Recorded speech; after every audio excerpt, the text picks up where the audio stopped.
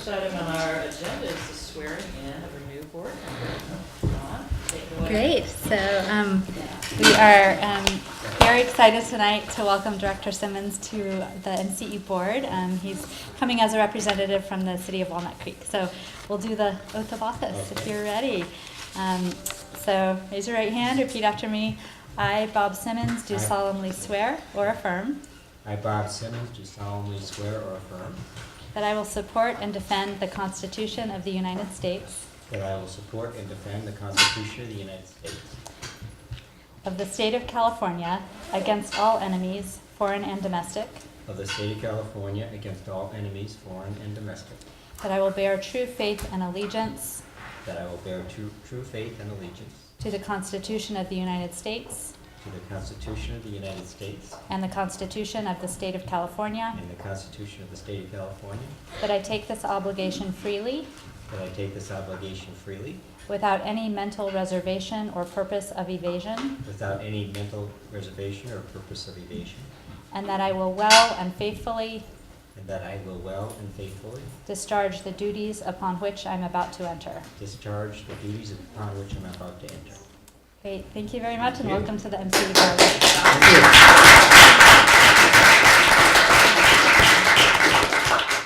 Welcome, Bob. We're very happy to have the city of Walnut Creek join us and you embodying the city. And I'm very glad to be here, and we're excited to have the changeover Fantastic. in a couple months.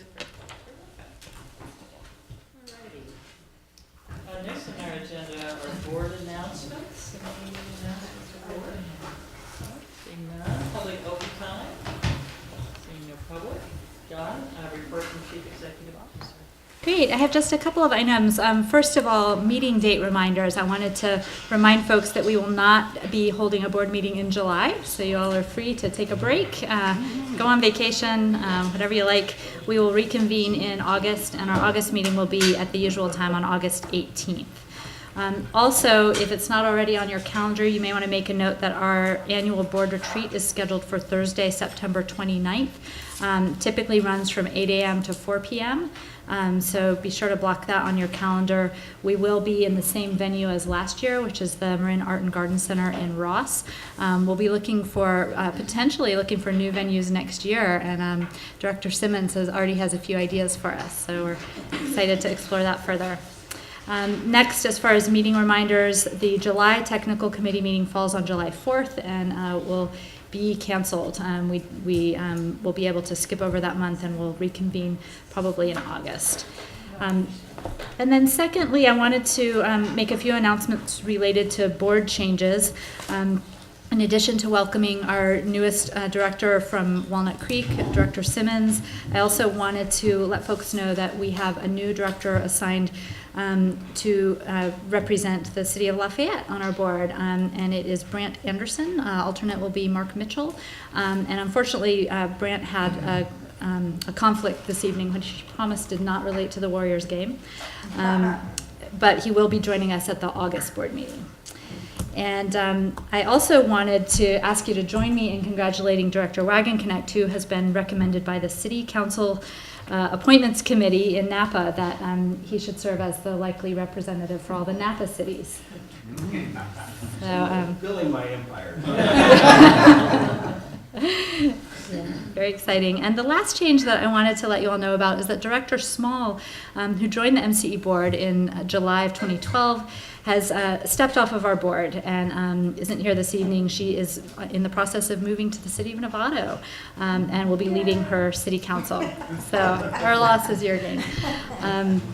Maybe trying to follow you off. Yeah, I just saw that. Wait a minute. She comes in peace. We'll let you know if Ross decides to appoint a new representative. There's also a possibility that they'll be designating a different representative from another city within Marin. So we'll. So we can't keep Elizabeth? Yeah, that's right. And thank you very much for being here, which would be terrific if you're willing.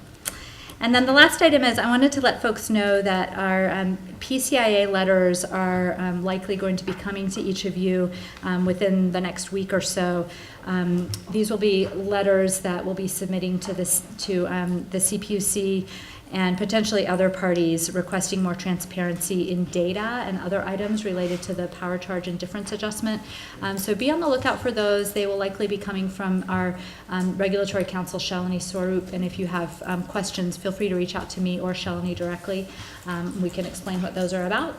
And if you're interested in submitting a letter based on this template, we'd encourage you to do so. And that's it for my report. Great, thank you, Dawn. Any questions or comments on the Executive Director's report? Okay, seeing none, let's move on to the consent calendar. I do have one. Okay. On our retreat, is it the 15th or the 29th? 29th. It's the 29th, okay. Okay, you good? Yep. Okay. On to the consent calendar, we have 5 items on consent. Are there any items that any board members want to discuss or comment on? All right, seeing none. I move the consent calendar. Second. All in favor? Aye. Any opposition? Any abstentions? Madam Chair, I'd like to abstain from item C1. Thank you, Larry. Me too. Okay, Sashi, thank you. All right, And- is it catching on as a wave over on that side of the room? Yes, it is. All right. All right. And I would add the note that the minutes do correctly reflect that I was not here. Perfect, thank you. All right, we'll make sure that that's different in the future. All right, next item on our agenda is item number 6, which is our MCE rate adjustment for fiscal year 2016-2017. John? All right, this sounds right up my alley here. All righty. Okay, so I have good news. I'm happy to share tonight. If you recall, last board meeting, we've done some work over the last few months, really, recognizing that with the additional sales base, with the new membership, there's an opportunity to reduce MCE's rates. And we had prepared preliminary proposed rates presented at the May board meeting that would have reduced, on average, rates by about 7.5%. The discussion really was around setting a rate to achieve the then current targeted reserve level of 4% of revenue. Of course, as revenues are going up, that 4% yields a greater amount in total dollars. And so, because we hadn't yet finalized power procurement for the new load, those rates presented last month were preliminary. We've now completed, for the most part, the procurement of those resources, and the cost came in a little bit lower than we had been planning for. So the final rates that are presented for approval tonight are actually on average 9% lower than the current MCE rates.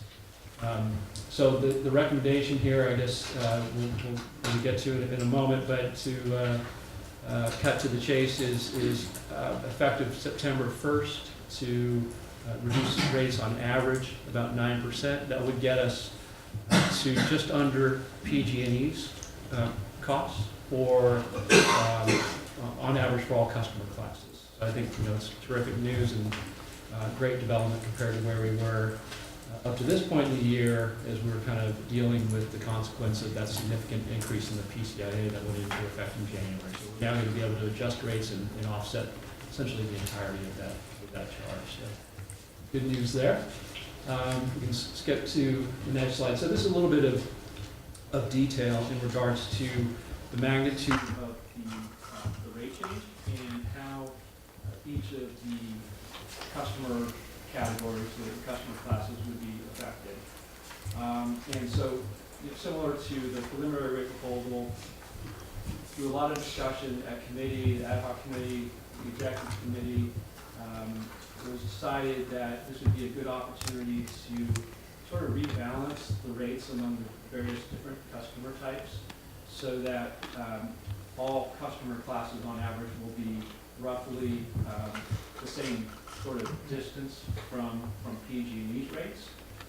Previously, under the current rate structure, some customer classes are further away from PG&E than others. So what you'll see here is overall on a full year basis, a reduction in rates of about $21 million, again averaging 9%.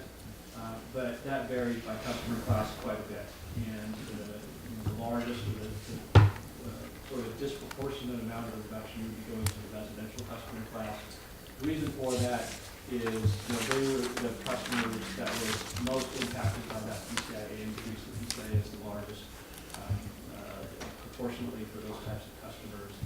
And so through this type of a sort of targeted rate reduction, we'll be able to get all the different customers kind of just below PG&E. You'll see that in the next slide, which will compare the total costs under MCE service. This is again in aggregate by class, to what they would pay if they were full bundled PG&E customers. So these charges here in column 3, this is total MCE generation plus PG&E. So this would be a fully delivered cost to the customer, inclusive of MCE's charges for generation services, as well as PG&E's charges for distribution, transmission, as well as the PCIA and the other surcharges. So this is kind of a bottom line cost comparison.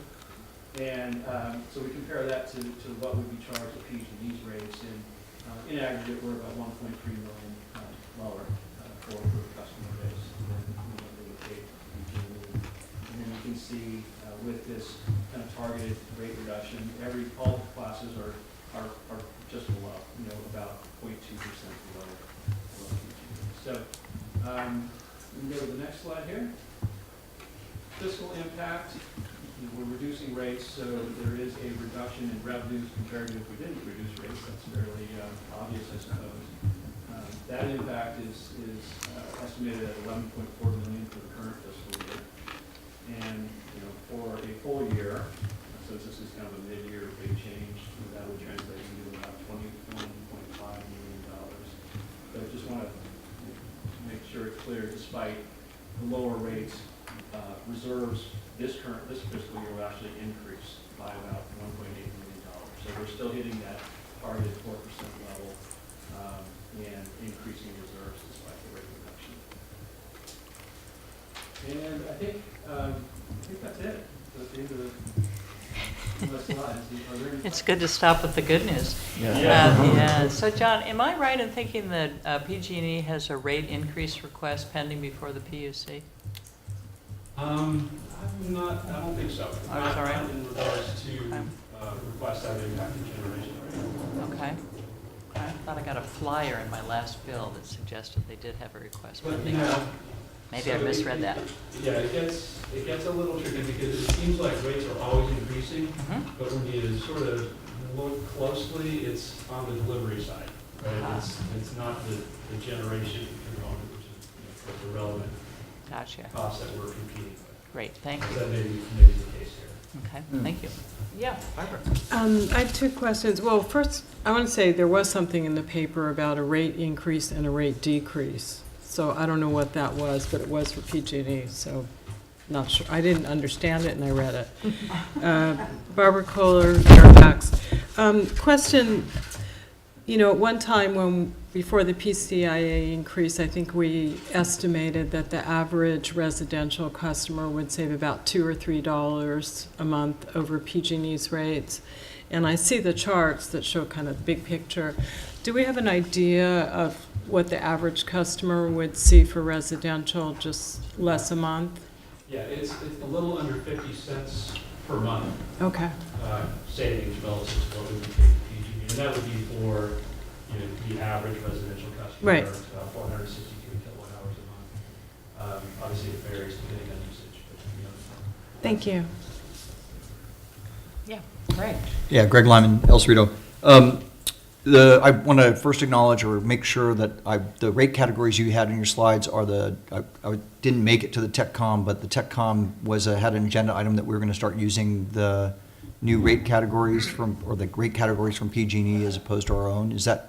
These are the rate categories, this is a new rate category for us, right? That's right. So we've made that change. That's reflected in the staff report. So, for instance, E1 is. Do you want to go back to the slide, John, so we can look at it? Yeah, because some people may not Thank you. have picked up on that, so I just wanted to give you an opportunity to highlight that, because it was a TechCom agenda item that sort of slipped right into your presentation. Yeah, so I guess that's called a softball, right? So previously we had our own rate codes or rate designations, and I guess it caused a little bit of confusion. So originally when when the agency started, there was a sense that, we might want to go a little bit our own path in regards to rate design. And so rather than calling the residential rate E1, we called it Res 1. And, instead of the commercial rate E1, we called it Comp 1. So we had our own sort of titles for these rate schedules. As a matter of practice, we've also mirrored the rate structures of PG&E. We don't really anticipate changing that anytime soon. So the recommendation was made to just use their rate codes directly. So their E1 customer is our E1 customer. That's reflected here. So I think it's a little bit of a simplification for our customers. Thank you for. Yeah. John, do you have any concerns with this large a targeted reduction in the E1 category? Do you have any concerns that we'll be reversing that come 9 months from now? Or are we going to be yo-yoing our rates, and that would be a perception, a hard perception to overcome? Right. No, not at all. Not at all. But looking at our cost structure going into the next fiscal year, we actually have some power supply contracts that are expiring that are relatively high cost, and we've already replaced those with lower cost supplies. So we do not expect any need to increase rates, for instance, this coming April. There, in fact, may be opportunities to potentially reduce further or to stock away more reserves. But it's not a situation where we're kind of reducing rates now only to increase them next year. We're not anticipating that at all. Great, thank you. Sasha? Sashi McEntee, Mill Valley. Ooh, that's very loud. So following on to Greg's question, what if our usage by the new communities or by anybody means that our revenue targets were overly optimistic? In that case, would we? What kind of margin do we have there where we would, if the usage wasn't as good, we would then have to raise rates again? Right. So I don't know if you recall, but when we did the technical analysis related to evaluating the impacts of the new communities, we looked at the number of sensitivities. One of those was around opt-out rates, and what we found is the benefits were not particularly sensitive to a reasonable range of opt-out rates.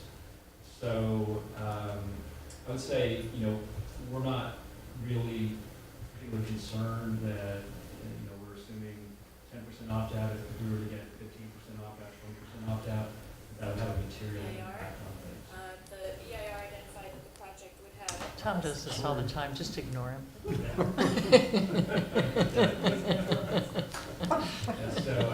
So no, I don't think that if participation is lower than expected, that will change that.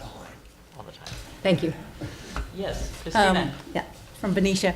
Are we sending out notices to MCE customers about the rate change? Is that something that happens yearly or at this point? Yeah, that is a great question. My understanding is yes, but I'll ask Dawn maybe to fill in the gaps on that one. Yeah, we are, and we are including that particularly in our notices to the new communities, and we're going to hear a lot about that in our last item this evening. Thanks for asking. Thank you. Questions, comments? One here, Oh, sorry, Ford, yep. right next to you. Following up on that, are we going to issue a press release that notes our competitive rates and particularly maintaining our competitive position in spite of the 95% increase in the power charge indifference adjustment that some of us others might call the pernicious charge indefinitely applied? He asked the question only so we could use that phrase. Yeah. That's true. That's good. We do have a press release ready to go out tomorrow or Monday, but we have not included that acronym. So. I wouldn't think you would want to. So thank you, really good job. It's great that in spite of that substantial challenge that we remain under. Absolutely. Yeah, Brad? Do we get information about the other? I think your microphone is not on. Okay. There you go. There. Do we get information and do we compare how we're doing with other CCAs?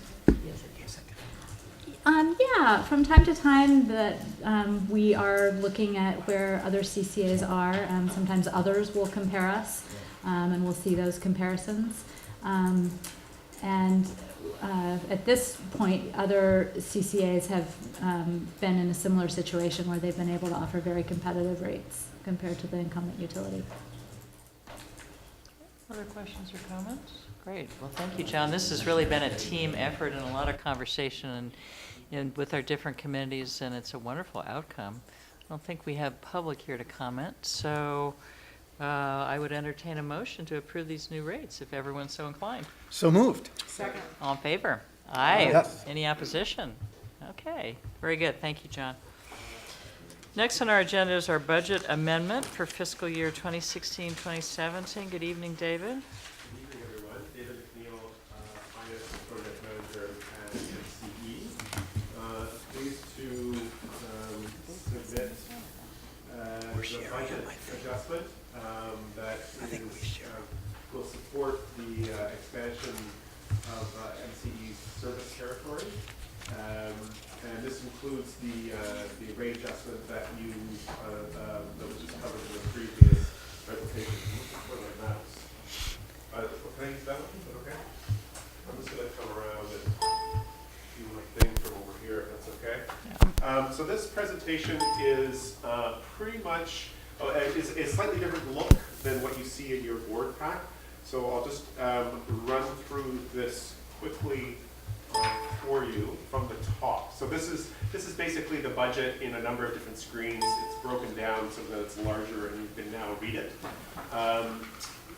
Column A here is the original 2016-2017 budget. Column B is the proposed budget amended, and this is the column C is the amount of the amendment. And that appears in your board pack. D is the percentage that amendment represents. And then column E is what we came to you with in May.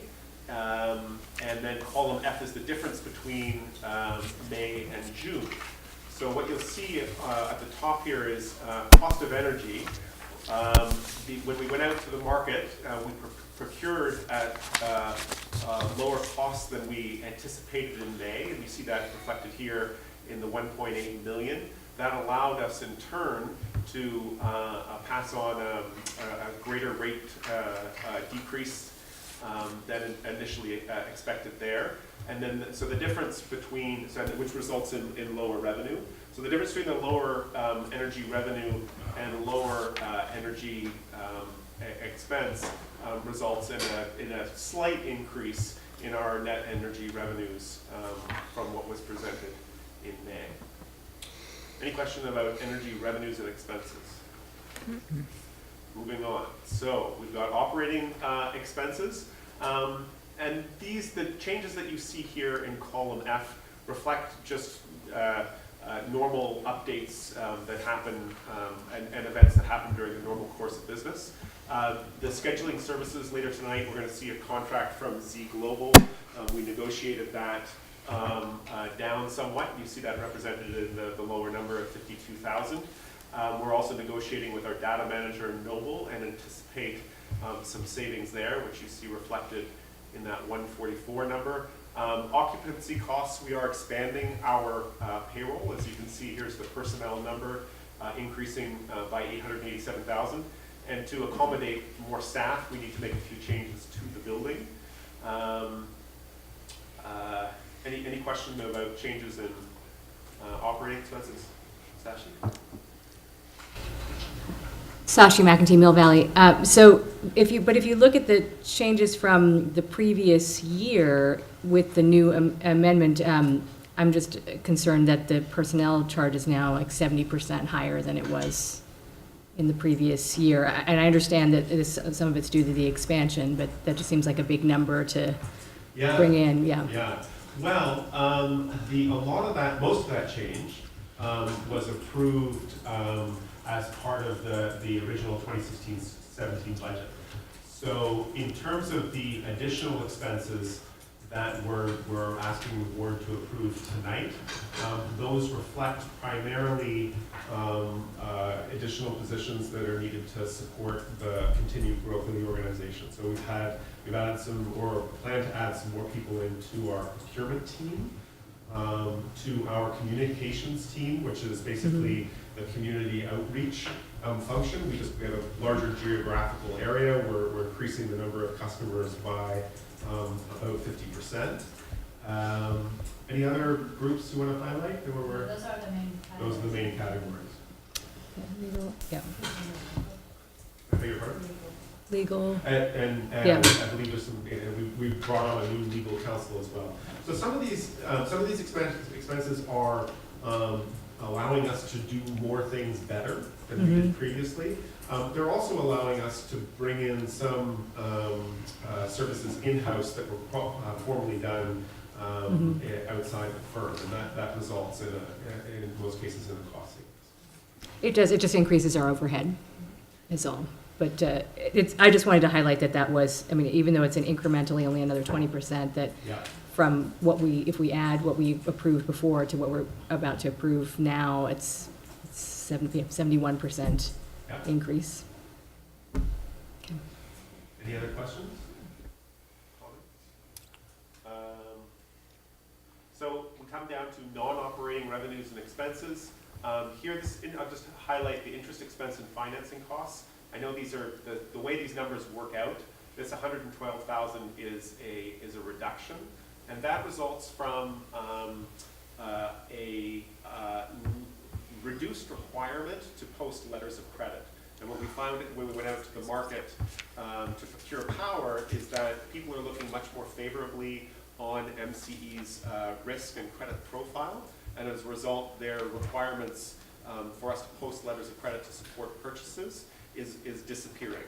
And that's great news for MCE, and we're able to pass on those costs, or incorporate those cost savings into our overall budget. So you see that number reflected there. Change in net position. I just wanted to highlight one thing about so here's the change in net position. So we have for the year is anticipated to be 7.7 million. That works out to the 4% of revenues.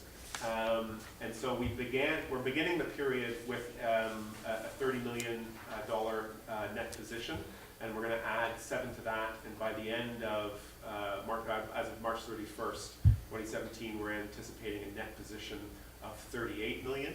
For those who are new to the board, we have assets on our balance sheet, liabilities, and then the difference between those two things is our net position. I wanted to highlight this number here, which is 25 million. It's sort of a net position beginning of period, 25 million here, and then 30 million here. You might ask why there's a discrepancy. The reason for that is that this original number was estimated. It was the estimated net position at the end of, or at the beginning of the period, estimated in January when we began the budgeting process. So now we have better numbers. These are still not final numbers. We haven't completed the audit yet, but this is our best estimate, new best estimate of what the opening net position will be as of April 1st, 2016. And that's how we get to the 38 million. And this is a bit of detail on the anticipated capital expenditures. And again, we're increasing, in this case, our expected capital expenditures by 25,000. Again, this is related to this building and making some changes to this building. And acquiring equipment and desks and that sort of thing that will support increased growth of staff. Any questions? When do we anticipate completing our audit? By the end of June. Okay, great. So Thank the you. audit committee the board-appointed audit committee will meet with the auditor in the coming weeks, and we're going to be sending out an invitation to participate Great. soon. Super. Great. Thank you. Any other questions? So we're looking for the board to approve the budget amendment. Okay. As convenient. Are there comments or questions from the board? Anyone in the public want to comment? Seeing none? Yes, I'm sorry, Emmett. David, great job in getting the reduction of those letters of credit fees. I was passionately interested in that issue, so fantastic work on that. It's just $100,000 will go to the banks that no longer banks. Yeah, just to provide a little bit more color on that, we currently have about $7 million of letters of credit outstanding, and as a part of the latest procurement cycle, one of the parties from whom we were trying to acquire power agreed to release us from that letter of credit. So our letter of credit outstanding are going to go down to about 1.2 million as of July 1st. That's great. It's really good. Okay, anything else from the board? All right, I'd entertain a motion to approve the amendment to our operating budget. I'll make a motion that we approve the amendment to the operating budget for fiscal year 2016-2017. Second. All in favor? Yes. Aye. Any opposition? Any abstentions? Great, thank you so much, David. Okay, on to item 8, which is our MCE power supply update. Who's on deck for this? That would be me. You? Yes. All right, great, Greg, thank So you. I'm Greg Brem, Director of Power Resources for MCE. Before I get started, I want to take an opportunity to introduce a visitor to us from the state of Hawaii. Our reputation is getting around the globe a little bit. Dimitri Jaraki is the Director of Power Resources, like basically my position in the Hawaiian utilities. Fantastic. And he's looking to potentially come back home and possibly take a position with us as a contracts manager. So, Excellent, like very good. If you have any questions about Hawaii, I'm sure he'd love to talk to you about them. Yeah. Nice to meet everyone. Nice to meet you. Thanks for being here.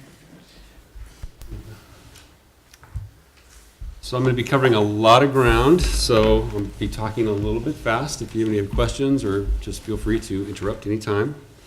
We've been doing a lot of procurement the last few months to make the expansion possible into in September, and also closing out some positions remaining from our current positions as well. So with the inclusion, we're actually increasing our retail load by about 60% over what it was or what it is currently. Our peak load is currently about 330 megawatts, and we're going to be increasing to about 500 megawatts. Our annual energy requirement was about 1,800 megawatt hours a year, and we're almost doubling that to 3,000 gigawatt hours a year. Are the required products we needed for this expansion. We had an open position of 49 gigawatt hours of bucket 1 products, and these acronyms, if anybody needs explanations, please feel free to let me know. It's really good to just rehearse Okay. bucket 1. Yep. The bucket 1 products we're talking about are generally a product where we're purchasing the power and the renewable attributes in one transaction. It's one contract and one transaction. The bucket 2 transactions, the PCC2, or where we receive renewable generation in one time period and substitute power delivered in another time period. This is what's sometimes called firmed and shaped power, where the generation occurs before the delivery of the physical power. They're then rebundled, put back together. It's still a bundled product, but it's not the energy from the actual renewable resource. And then finally, the PCC3 or bucket 3 transactions. Those are unbundled RECs. As of this last year, we are limiting our bucket 3 transactions to no more than 3% of our retail load. So with the transactions we went out to the market, we closed out both 2016 and 2017 for those numbers. We're also increasing our need for carbon-free energy with our goals and revised integrated resources plan. We have a higher demand for our need for the carbon-free energy. So we had 34 gigawatt hours required for 2016 and 91 gigawatt hours for 2017. In our procurement, because we don't quite know exactly what the enrollment's going to be with the upcoming enrollments, this is also the end of a compliance period for the RPS program. So we want to make sure that we have a little bit extra on all these critical classifications, bucket 1, bucket 2, and the carbon-free, so that at the end of the compliance period, if our enrollment's higher than we expect, we don't have to go back to the market at the very last minute to try to make up those numbers.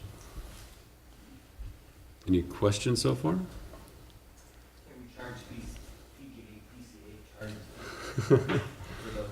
Well, the beauty is when they have their new green tariff rolled out, that their own customers will be charged the PCIA as well. So there is some huge advantage there.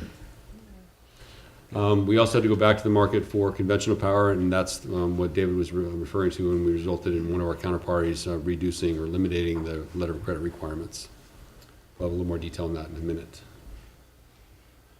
So it's a little bit small, but this is what our net position was. In our integrated resources plan, we provide a list of all our open positions for counterparties that are considering providing products to us so they can plan a little bit better on developing projects to supply our needs.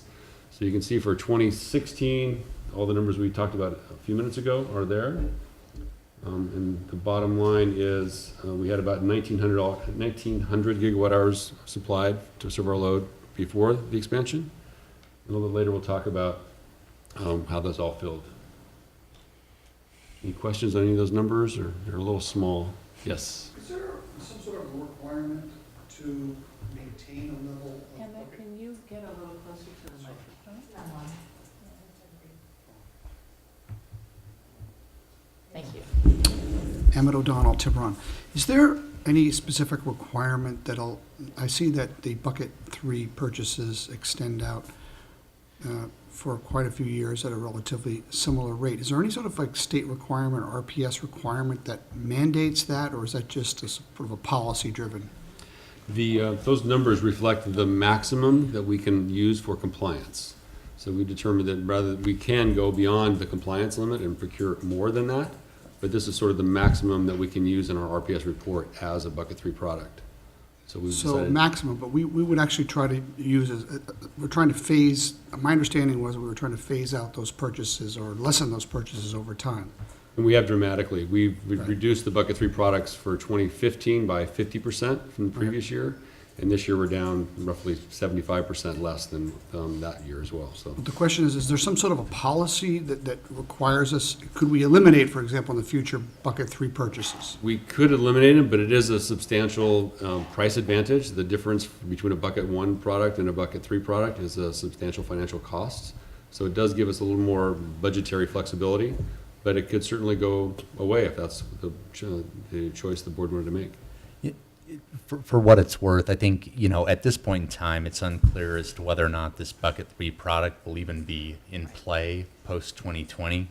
So as we move towards the 50% renewable portfolio standard procurement mandate, we'll just have to see what's allowed, because those rules, as they relate to the different bucketing requirements and the limitations and the minimum procurement mandates with regard to certain of those products, they may change going forward. So we'll just have to see. So I would say, really focus on the period up to 2020, and then that year 2021 and beyond, we'll just have to wait and see there. But, as Greg pointed out, this is really a cost-effective renewable energy product that exists, and it's recognized by the state of California as permissible for use under the RPS program. So, we could certainly swap out of that particular product, but it would be at a cost. Would you guys repeat for us what RPS stands for? It's the Renewable Portfolio Standard. Right. I knew it was something like that. Great, Christina. What is included in the content of the bucket 3? They can be anything. For this procurement cycle, we actually procured some digester gas generation from LA County. But it can be virtually any renewable generation can be any one of these buckets. So that could include solar or wind or geothermal or even small hydroelectric power. Oftentimes, the exact same resource will have bucket 1 and bucket 3 or bucket 2 product available. It just depends on, in the case of the LA County contract that we're negotiating, they've sold the energy to another third party already, so the energy is no longer available. So the only thing that's left is the renewable attributes. That's why it's still in the state renewable generation, but it's no longer a bundled product. Yeah, these are all projects that produce these bucket 3 products that are certified by the California Energy Commission as RPS eligible. So they go through the same certification process that any other renewable resource goes through. It's really just a matter of resource location, to be perfectly honest with you. I mean, these are predominantly, Greg kind of pointed out an exception. These are typically resources that are located outside the state of California. And much like any other renewable resource, if it doesn't deliver a megawatt hour of renewable energy to the grid, there is no certificate created. So in that sense, the certificate that you get is really not unlike a certificate for a California-based generator or really any other renewable generator for that matter. So, this is legitimate renewable energy that has been produced and delivered within the Western United States. It's just really kind of the contracting nuance that defines how these products are defined. follow up. And so why would you phase out of that? Well, because just to be perfectly plain, the Bucket 3 product has really been kind of a lightning rod for criticism over the last 2 to 3 years, particularly with this organization, as well as more recently forming CCAs throughout the state. And I think in an effort to, one, kind of dispense with that debate, and then two, to also address kind of proactively and prospectively the possibility of some environmental accounting issues that have been raised in proposed legislation. I think it's just, been decided by this organization that we're going to go ahead and minimize the use of these instruments so that we can just avoid that debate because we know it's out there. All right, thank you. Thank you, Christina. Any other questions at this point? Okay, Okay, no, great. thank you. So in our open season, we did an RFO for the Bucket 2 products. So for our normal open season, we normally accept the Bucket 2 product offers in the March 1 deadline. That's our normal open season process, which is our annual RFO for all our renewables. This year, we actually extended the offer date for the Bucket 2 products to May. In the past, we found that because March is sort of the end of closing out the previous year's generation, there's not always a lot of product available. So the May time period is intended to let folks close out their books on 2015 and then have some product available for 2016 available. So we did have enough offers to close out our position, so it was pretty well timed. Actually, it worked out very well this year. We did get 3 offers on our conventional RFO. We're getting to the point now where we do have sort of a limited cadre of folks who actually can supply the loads that we're talking about. So we having 3 good solid offers with 3 solid counterparties was very good. We'll talk a little bit all those offers in a second. For resource adequacy, this is where we are required by the state to make sure we have capacity contracts, basically generation available to serve up to 115% of our load. So there are requirements that we file a year ahead basis and a month ahead basis. So we've actually had, because of the expansion, we had to go out to the market and get additional capacity contracts. So as of today, we've closed out transactions. We're working on an amended confirmation agreement for the carbon-free product from Senna, the Shell contract, that takes us through 2016 and 2017.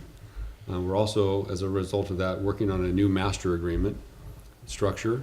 The master agreement is sort of a market standard contract where we work out all the commercial terms to do business, and then we do individual confirmation letters for specific products or specific years of a transaction. Our current master agreement with Shell has the lockbox structure. This is a structure where Shell basically has first call on any revenue that comes through our operating account. As a result of the new EI, that will go away entirely, and Shell will be offering us a $9 million letter or collateral threshold. So from having to have direct access to our funds, now we'll have $9 million of credit basically with Shell going forward for transactions post 2018. We don't currently contemplate any transactions yet for 2018, other than maybe carbon-free power, but we certainly want to maintain the option since, again, we're getting a limited number of counterparties to do business with, so we want to make sure we keep those folks on the book. Did you want to say anything? Also, we have a new counterparty. Morgan Stanley was the party selected for the majority of our conventional power purchases. They were the lowest offer in the recent RFO for conventional power and also had the best credit terms. They offered an initial $10 million line of credit to start with. And it's also, doing business with Morgan Stanley is also very advantageous for our credit profile since they are one of the major financial institutions. Although they do have their own baggage, we won't go into that. The Exelon deal, we are negotiating a new EEI agreement. That's the Edison Electric Institute. That's again the master agreement. The existing agreement had the requirement that we have a $5.5 million letter of credit posting for a 2-year transaction that doesn't start delivering until next year. With this new offering, they've asked to or offered to remove that letter of credit posting. So we'll have a new agreement and revising that confirmation letter to eliminate the letter of credit as well. We've also closed the transaction for the LA Water and Power. These are the bucket 3 transactions for 2016 and 2017. Again, this is a new counterparty for us. Very smooth transaction. These are all completed. Additionally, we have some pending transactions taking a little longer to close out. These are all finished closing out our 2016 positions and some 2017 positions. We're looking at a brand new solar project that's coming online. It actually is, I believe, online now. We're trying to negotiate the last bit of the agreement. It's going through their credit review folks at this point, but it looks like it's going to be pretty well completed. This will deliver about between 60,000 megawatt hours and 100,000 megawatt hours for 2016. Portland General Electric is a bucket 2. This is the sort of repackaged, rebundled product. This is another new counterparty for us. They will be signing the confirmation. I think we got the final confirmation in the last day or two. PowerX is also a new counterparty for us.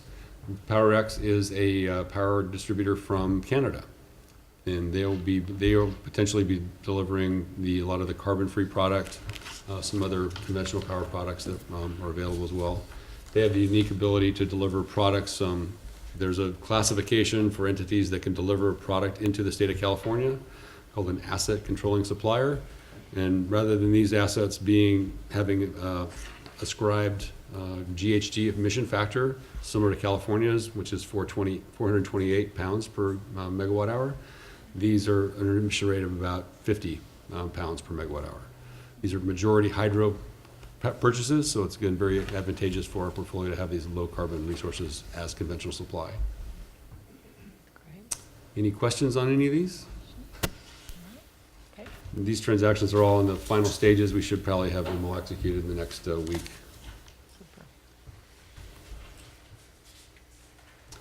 For resource adequacy, so these are the results of when we went to the market. We have another new counterparty with Dynegy for resource adequacy for the balance of 2016 with the expansion.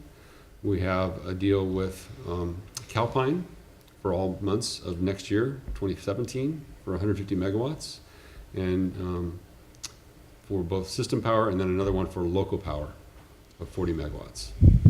And we also have a transaction for 30 megawatts with Shell through 2017. Any questions on this? And with all these changes, then those net positions, that first column, you'll see we now have some credits, some negative numbers. So we're slightly oversupplied now in the bucket 1, bucket 2 products. We're oversupplied in the carbon-free product as well. Again, we're trying to make sure we have roughly a 5 to 10% buffer, so that in case enrollments are higher than we expect, or for some reason load's higher than we expect, then we'll make sure we have enough product to cover all those requirements. And you'll see that bottom line number went from 1,900 to the 2,900 gigawatt hours per year. Any questions? So now some of the fun stuff on our local development front. First of all, those folks that haven't been here before, we have a 10.5 megawatt project that we're developing in the city of Richmond on the Chevron refinery. We had a developer that was accepted for that contract. The developer unfortunately failed to meet the milestone requirements of the contract. We have since terminated that contract and have the assets of that project assigned back to us. We're working on the last few things of getting the interconnections assigned back, but all the other assets have been returned. We did perform an RFO for EPC services. That's engineering, procurement, and construction. This is the typical function that a solar developer plays in a project. We came in with 5 offers on that services. The beauty of this, having Stein step out of this role, we've actually ended up saving about $2 to $3 million on the total project cost, and we're getting about 4,000 megawatt hours a year more generation. So all good news. We are working on some of the EIR contracts that were approved in the previous month's board meeting to do all the sort of interim stuff to keep the EIR in force during the project. We are also in the process of a RFO for financing services. So I think we have about 7 or more counterparties looking at financing the project, providing different finance options, different purchase options at different timeframes. We'll be then making a selection on both the EPC contractor and the finance option to sort of get the best package. We're looking for a long-term levelized cost of power. This is the 25-year rate of power, down in the $60 to $65 range. We're trying to beat our portfolio average cost of power, which is currently about $75 a megawatt hour. We want to get that down in order to compensate for any changes to the PCIA. As long as we stay in that 20% differential between lower than PG&E's cost and certainly below our costs, then the PCIA should have no impact on our rates. Greg Lyman. EIR contract pending is actually a misnomer. That's actually contracts to implement EIR mitigation measures. Yes. The EIR has been approved and certified and all those things, so it's not actually the EIR that you're contracting, it's the implementation of the mitigation measures? It's the mitigation work under the EIR, correct. Good clarification. Thank you. Any questions on any of this? No? Barbara? Oh, Barbara Kohler, Fairfax. I'm just wondering, so the EPC contract, when do you expect to make, were you going to convene the ad hoc contract committee for that, or you guys going to just make a decision, and when do you expect to make that decision? We'll probably be reviewing the financing offers to make the financing offers with the EPC contractors. Mm-hmm. At that point, we'll probably be recommendation to ad hoc. Yeah, we are likely to be bringing this to ad hoc in the early August timeframe, and then ultimately we would get a new power purchase agreement or PPA in place with the counterparty and bring that to the August board meeting for approval. Okay, thanks. Anything else? The Redwood landfill project will be coming online by the end of this year. It's well underway. They broke ground on March 23rd. They now have the majority of the building in place and the 2 generators in place as well. They're working on the gas infrastructure at the moment. Everything looks to be proceeding well. Really a nice project, a big difference from the flares. You see the 2 yellow cylinders in the background there. That's the flares that have been burning the methane gas for the last, 15, 20 years. It'd be nice to have that turned into a positive source and delivering carbon-free energy to us. Also, the Buck Institute had its dedication on May 12th and reached COD on May 16th. This has been part of one of our longest running PPA agreements. I think it's one of the first agreements the agency signed, 2011 timeframe. So this project is now complete with this local 1 megawatt project. It is an absolutely gorgeous installation. I encourage anybody to have a chance to go up and take a look. We have a little video I'll be showing in a second. You'll be able to see what it looks like. But really a good marquee piece. That view is an amazing view of a really gorgeous project. Yeah. Yeah, press it again.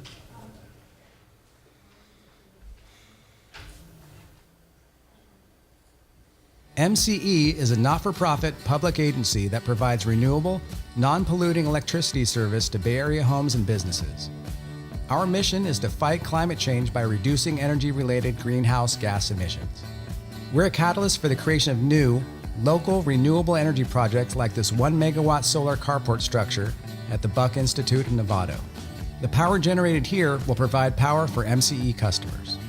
It's part of a larger contract we have with EDF Renewable Energy for 23 more megawatts of newly built solar in Central California. It took 3 months to build start to finish and supported 25 jobs provided by Cupertino Electric, an IBEW Local 551 signatory contractor. Now, there's enough solar being generated at the Buck to power up to 300 MCE homes per year. Local jobs, a cleaner environment, and community partnerships. Nothing makes us happier. Thanks to the Buck Institute, EDF Renewable Energy, Cupertino Electric, and the communities we're so proud to serve. Learn more at mcecleanenergy.org/local projects.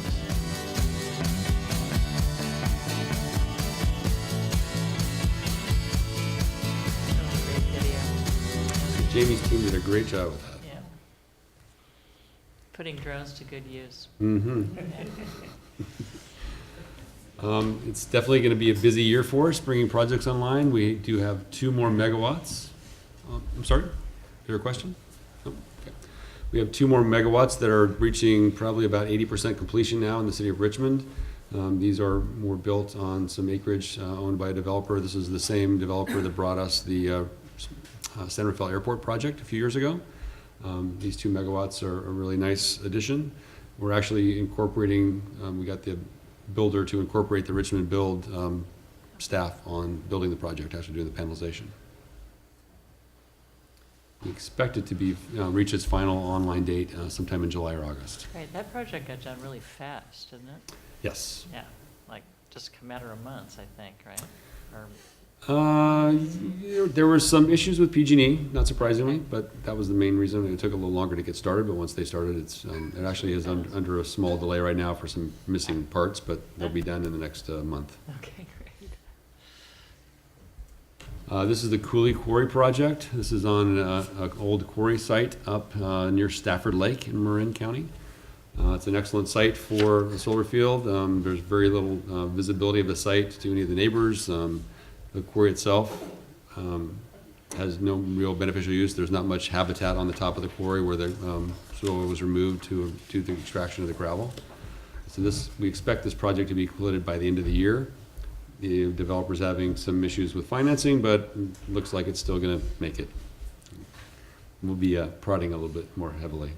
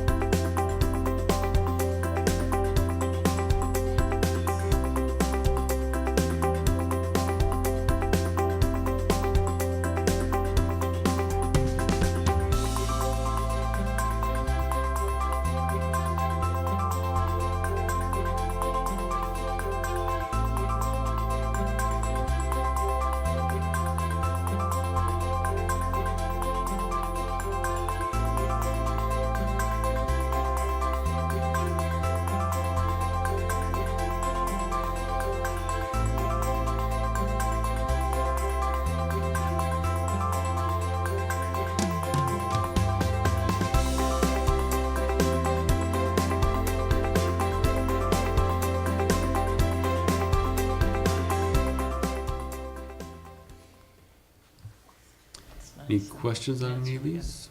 How do they work so fast? I wish they worked actually that fast. That's not actually how it works. This project is going to be a combination of those fixed arrays you saw on the slope, and then on the flat part on top, there'll be dual axis trackers. They look like a lunar rover type machine that has the panels actually are adjustable in 2 dimensions, so they actually track the sun as the sun travels around. How many homes will that one do? This will do about 500 homes in total, potentially, but this is the local solar project, so there could be some commercial customers as well. So this project will serve the local solar, which is where we have a special tariff where people are basically paying for the cost of the solar to be delivered to them. So they'll be 100% local solar that they'll be receiving. So the last, we'll go a little bit quick on this. This is the open season negotiations. Our open season process this year has been a little bit delayed because of the procurement for the expansion, but we do have some excellent offers on the table with some different counterparties for large-scale solar. We did have one geothermal offer that we were hoping to close. We still may be able to do that, but it's because of the issues with solar integration on the market, geothermal is becoming pretty popular, so there's a lot of demand for the geothermal energy. There's actually sort of an inverse demand. People really want the geothermal in the afternoon and evening hours, but they don't really want the middle of the day geothermal because the sun's shining and the solar is producing.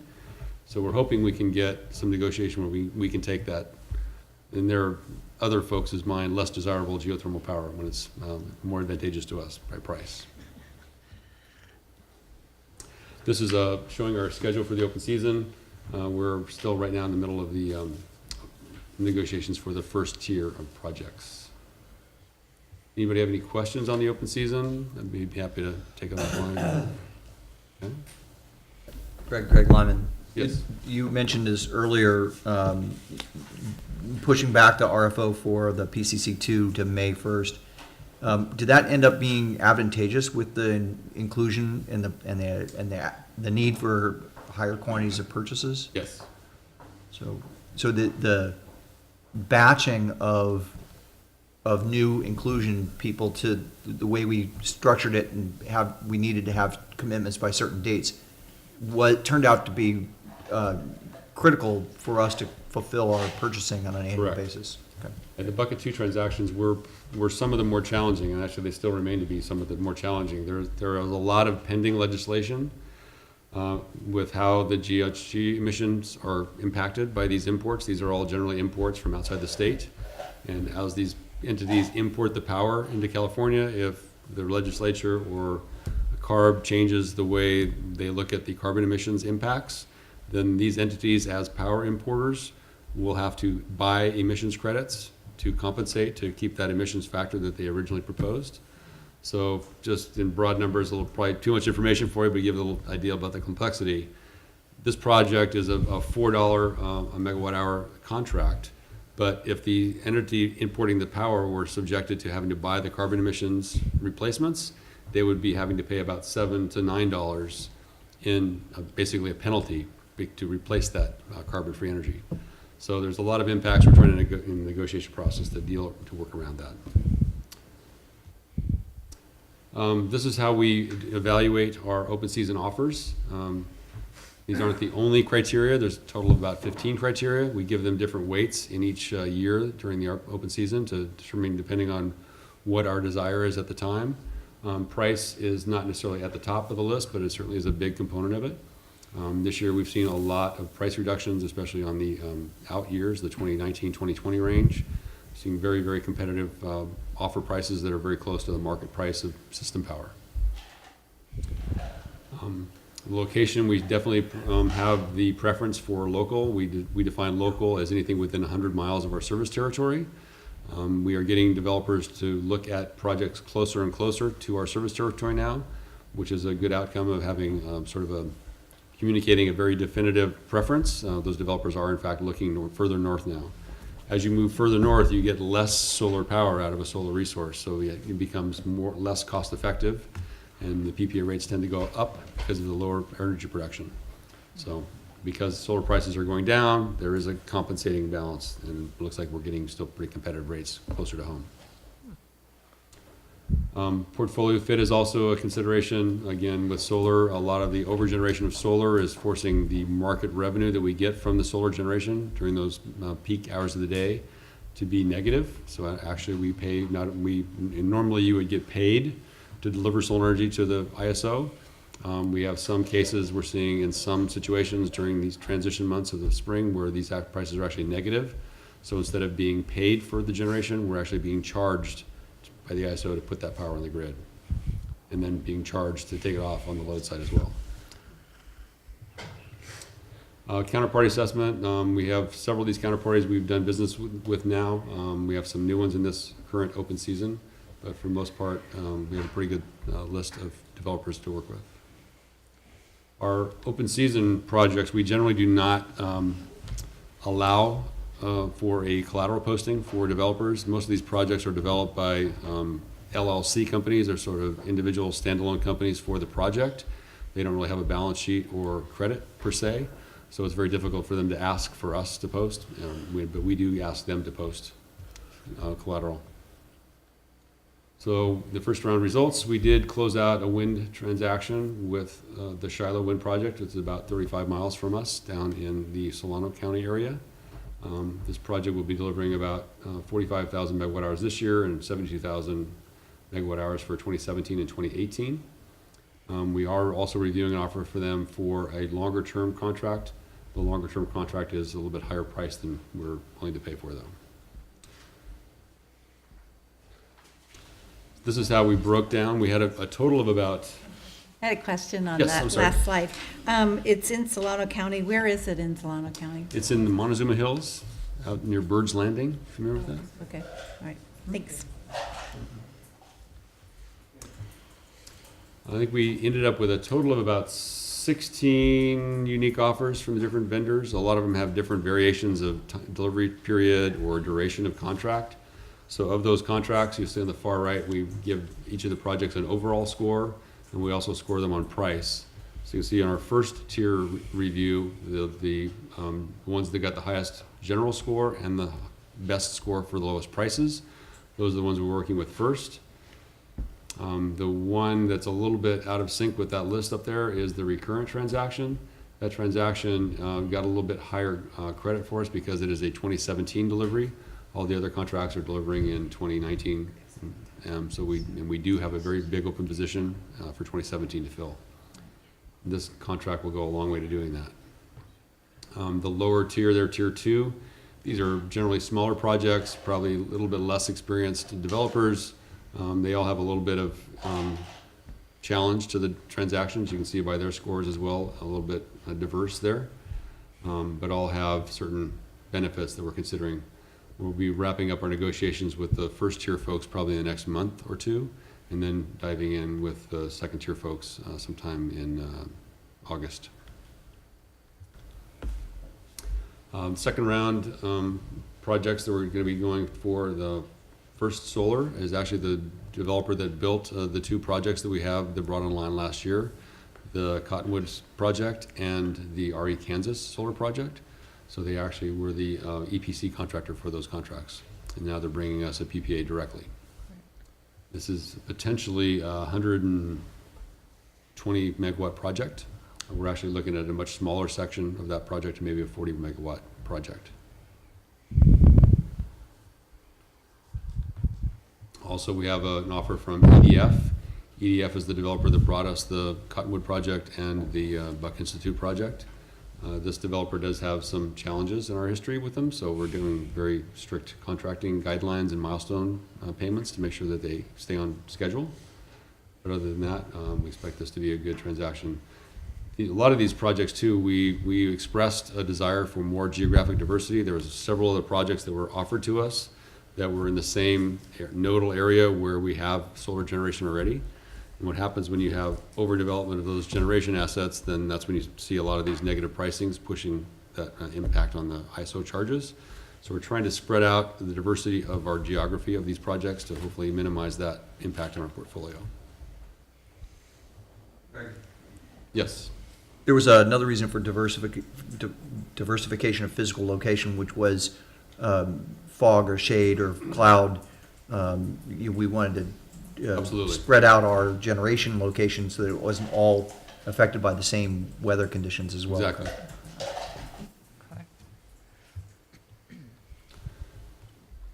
Recurrent is the transaction we're working on right now. This is for a 2017 delivery. We have two existing contracts, actually, yeah, two existing contracts with Recurrent. This will be potentially the largest single transaction we've done to date. It's up to 160 megawatt project. Very, very large solar project. And anything else, Nick, that I'm missing on that one of note? No, they're going to, one of the issues with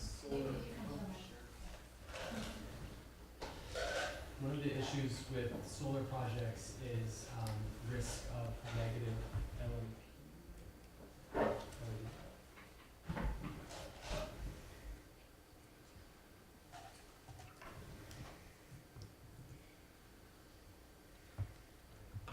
Is this working?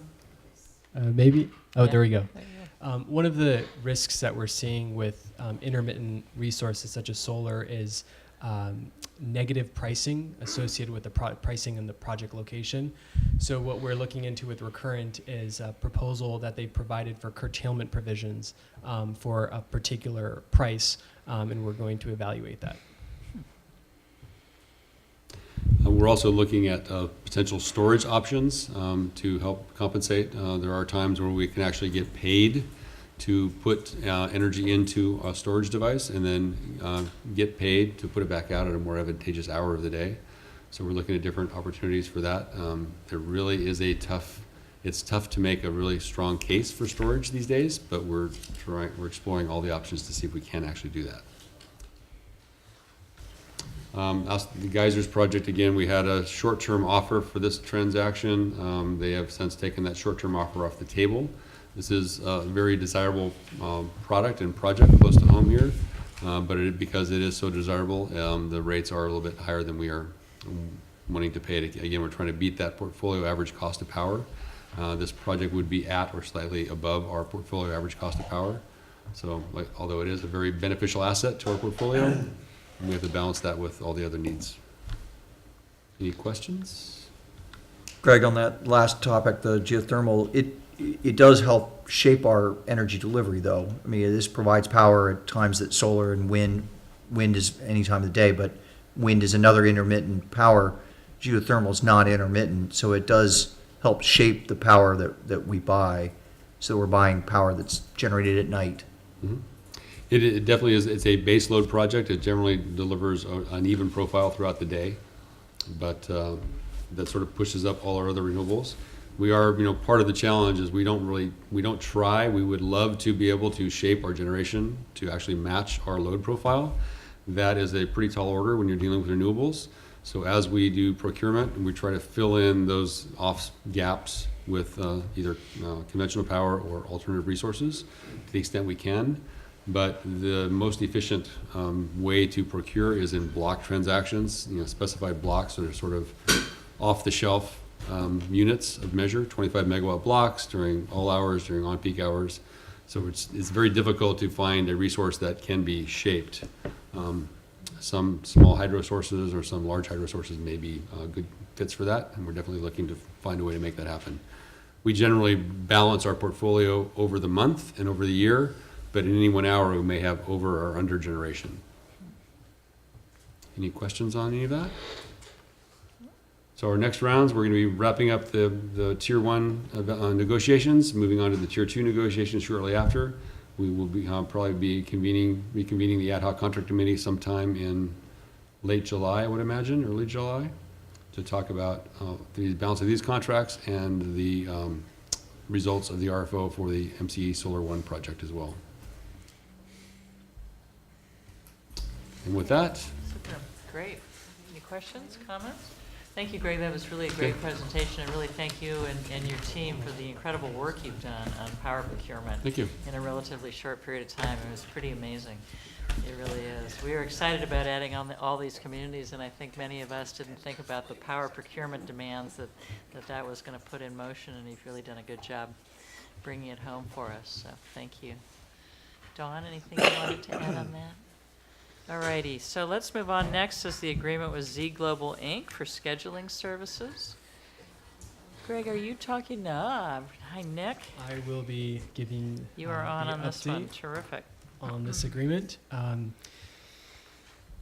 think you all should have a copy of the agreement in the board packet and a staff report, and I'll be providing a brief overview of the scheduling services RFO.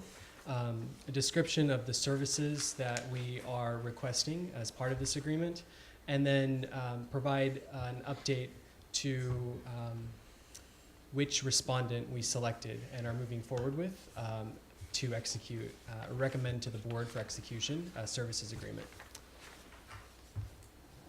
So some background, we currently have a scheduling services agreement with Shell Energy North America. The generation portion of the SC agreement is set to expire in September of this year. And we also have a full load services agreement with Shell Energy North America, which is set to expire at the end of 2017.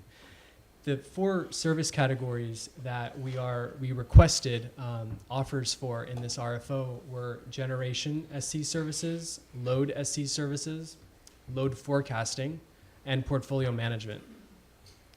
We currently are receiving the last 3, load SC, load forecasting, and portfolio management services from Shell under the full load services agreement, which is a fixed price contract that we have entered into Shell with, where they provide us energy, we're purchasing energy, and they're also providing these services. So, and the generation SC agreement is a fixed price agreement, and they provide services. It's a standalone agreement.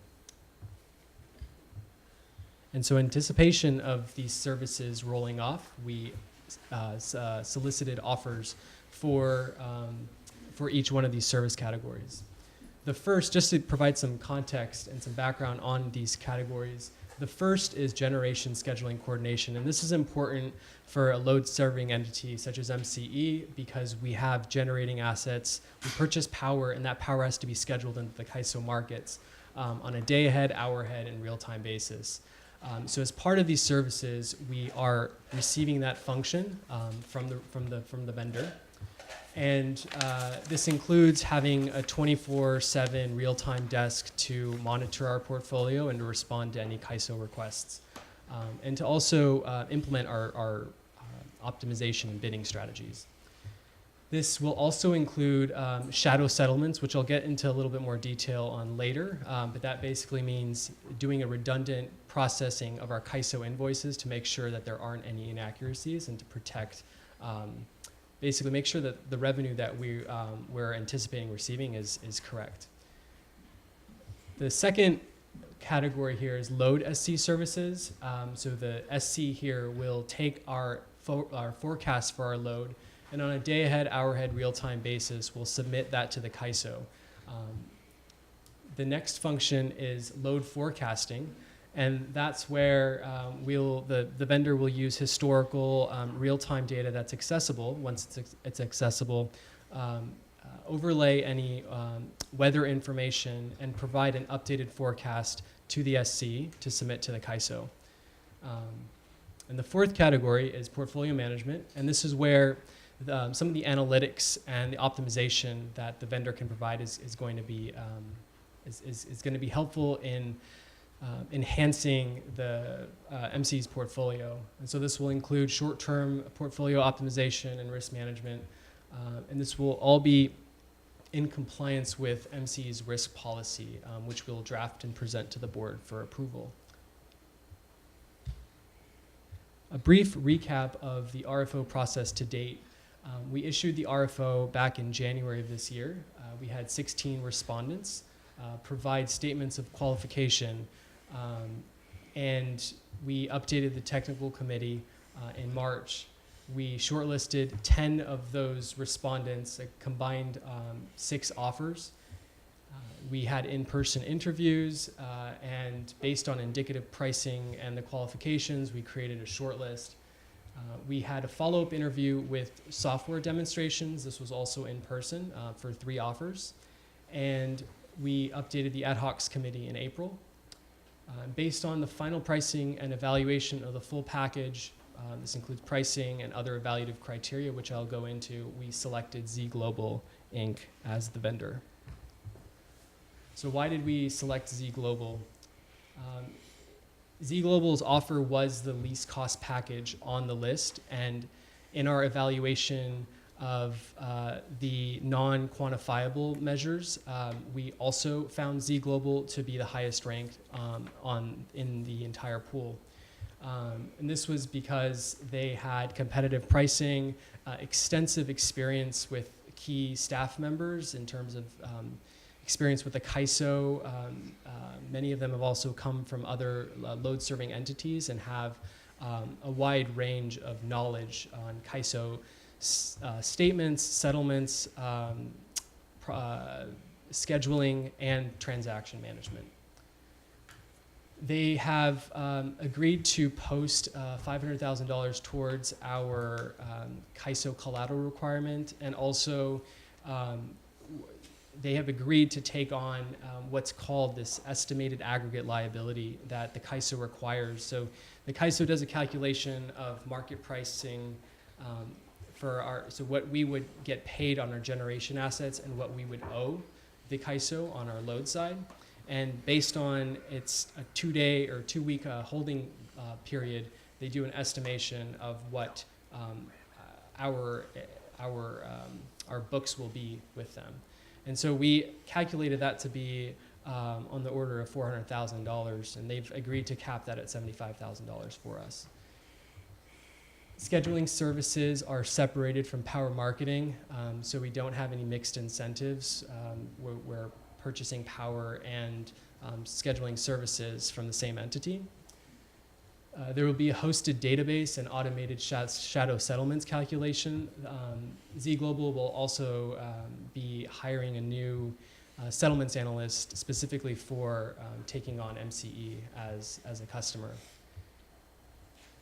They are based in Folsom and have their 24/7 real-time desk in El Centro, California. Their backup desk is in Folsom, and their main operations staff is based in Folsom. So we see benefits in collaboration there. They have various power portfolio software, such as the hosted database, which we, through our evaluation of all the offers, started to define as some of the key factors that were distinguishing particular vendors from each other. And they also have the ability to provide optimization strategies around how we manage our congestion risk. So some key elements of the service agreement. The term is 5 years. PG&E has a clause, termination for convenience. We can terminate within 90 days of written notice for any single service. The service agreement is anticipated to begin in July of this year. Because of the staggering expiration dates of the existing services that we have from Shell, each service will begin in accordance with the expiration of existing services. Portfolio management will begin in the beginning of 2017, load scheduling in September of 2017, and load forecasting at September 2017 as well. Hey, Nick, I'm sorry, can I interrupt for a second? Can you go back a minute? Did you say PG&E has a termination provision? Did I mishear you on that? What were you talking about? So we have, MCE has a termination right. How's PG&E involved in this? If I said PG&E, I misspoke. Okay. Yeah, I apologize. Yeah. But no problem. Yeah. MCE has a termination right. We provide 90 days written notice, and we can terminate for any single service. Another key element is cost, of course. So relative to the services that we have from Shell Energy North America, there is an increased budget expense. Our current budget accounts for only the generation scheduling services, and it also accounts for the full load services agreement, but that's wrapped into the energy payments that we pay for the energy purchases we get from Senna. And if you recall, the energy purchases and the other 3 services are packaged in the same agreement. ZGlobal is providing increased services on the portfolio management front. They're providing increased software access and the hosted database that we don't currently get from Shell. And on the portfolio management side, there's some benefit on management of congestion risk because Shell is limited to only physical path congestion risk hedging for us. They can't provide any advice on optimizing CRRs for our financial benefit. And ZGlobal doesn't have that same restriction. Power expenses are independent of the scheduling services expenses, like I mentioned. And Shell Energy North America also proposed a bid in this RFO, and their offer was on par with the cost that we saw from ZGlobal. So the scheduling, coordination, and forecasting, ZGlobal is going to provide 7-day per week day ahead and pre-scheduling services, 7-day 24-hour real-time services. They will do shadow settlements for us. This is to verify that the CAISO cost, charges, revenues are accurate. And it's a service that we don't currently have with Shell. ZGlobal is also going to provide forecasts on an annual, quarterly, monthly, day ahead, and intra-day basis. And they'll also perform accuracy checks based on actual data to see how they're doing on their forecasting. And all these reports, one of the key elements of this agreement is that MCE will receive regular monthly, quarterly updates on all of these measurements. On the portfolio management services, ZGlobal will assess and manage MCE's net open positions that Greg presented on earlier to suggest any analysis and strategies on a short-term basis. So MCE will continue to manage the portfolio the month up to 10 years, but within the operating month, we are planning on receiving strategies from ZGlobal. And this will be important once we move away from the full load services agreement and are perhaps able to manage our load and generation assets. ZGlobal will only enter into short-term transactions at the written request of MCE, and it will be consistent with any risk policy that we present to the board and get approval for. And ZGlobal will provide net short, long positions, any day-ahead energy charges, any deviations or exceptions that are flagged in their analysis. We'll have access to their analysis through the hosted database, and we'll have customized reports. And as I mentioned, this is just to highlight again, the hosted data store, they are using a third-party vendor called MCG to provide a storage unit for all of our energy transactional information, settlement data, and on the procurement side, or the procurement team at MCE, we see tremendous value in this because it'll give us the ability to do our own analysis internally more efficiently. And other systems that they will provide us access to are Power Settlement, SettleCore, and that's used for shadow settlements. ZGlobal will be doing the shadow settlements, but we'll have access to that system. And then any other customized tools that they can provide. And that's the end of the presentation. So our recommendation is that the board review and approve the services agreement. Great, thank you, Nick. Tom? Tom Butt. Who are the other typical clients of ZGlobal? Or for that matter, their competitors? Who do they must serve a lot of clients to have all that software and everything developed. Yeah, so some of their clients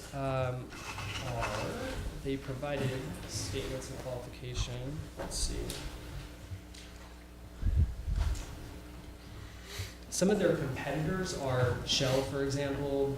Tenaska is another entity that offered into the RFO. But some of their clients are SMUD. They have Anaheim Public Utilities, Western Area Power Administration, Bear Valley Electric Service. Duke Energy was one of their suppliers. So we're seeing Energy 2001, which is they have a contract with us in our portfolio currently. Sashi? Hi, Sashi McEntee, Mill Valley. I saw there was an audit rights portion in the contract. Are we planning on doing a periodic audit of their work? We are, and that was one of the reasons why we wanted to have the termination for convenience, so that if there was not necessarily something that would be considered an event of default under the contract, that we would have the flexibility of exiting the agreement. Okay. Thank you. Yeah. Great. Yeah, during the TechCom presentations, there was some interest in the CES software because of its capabilities and such.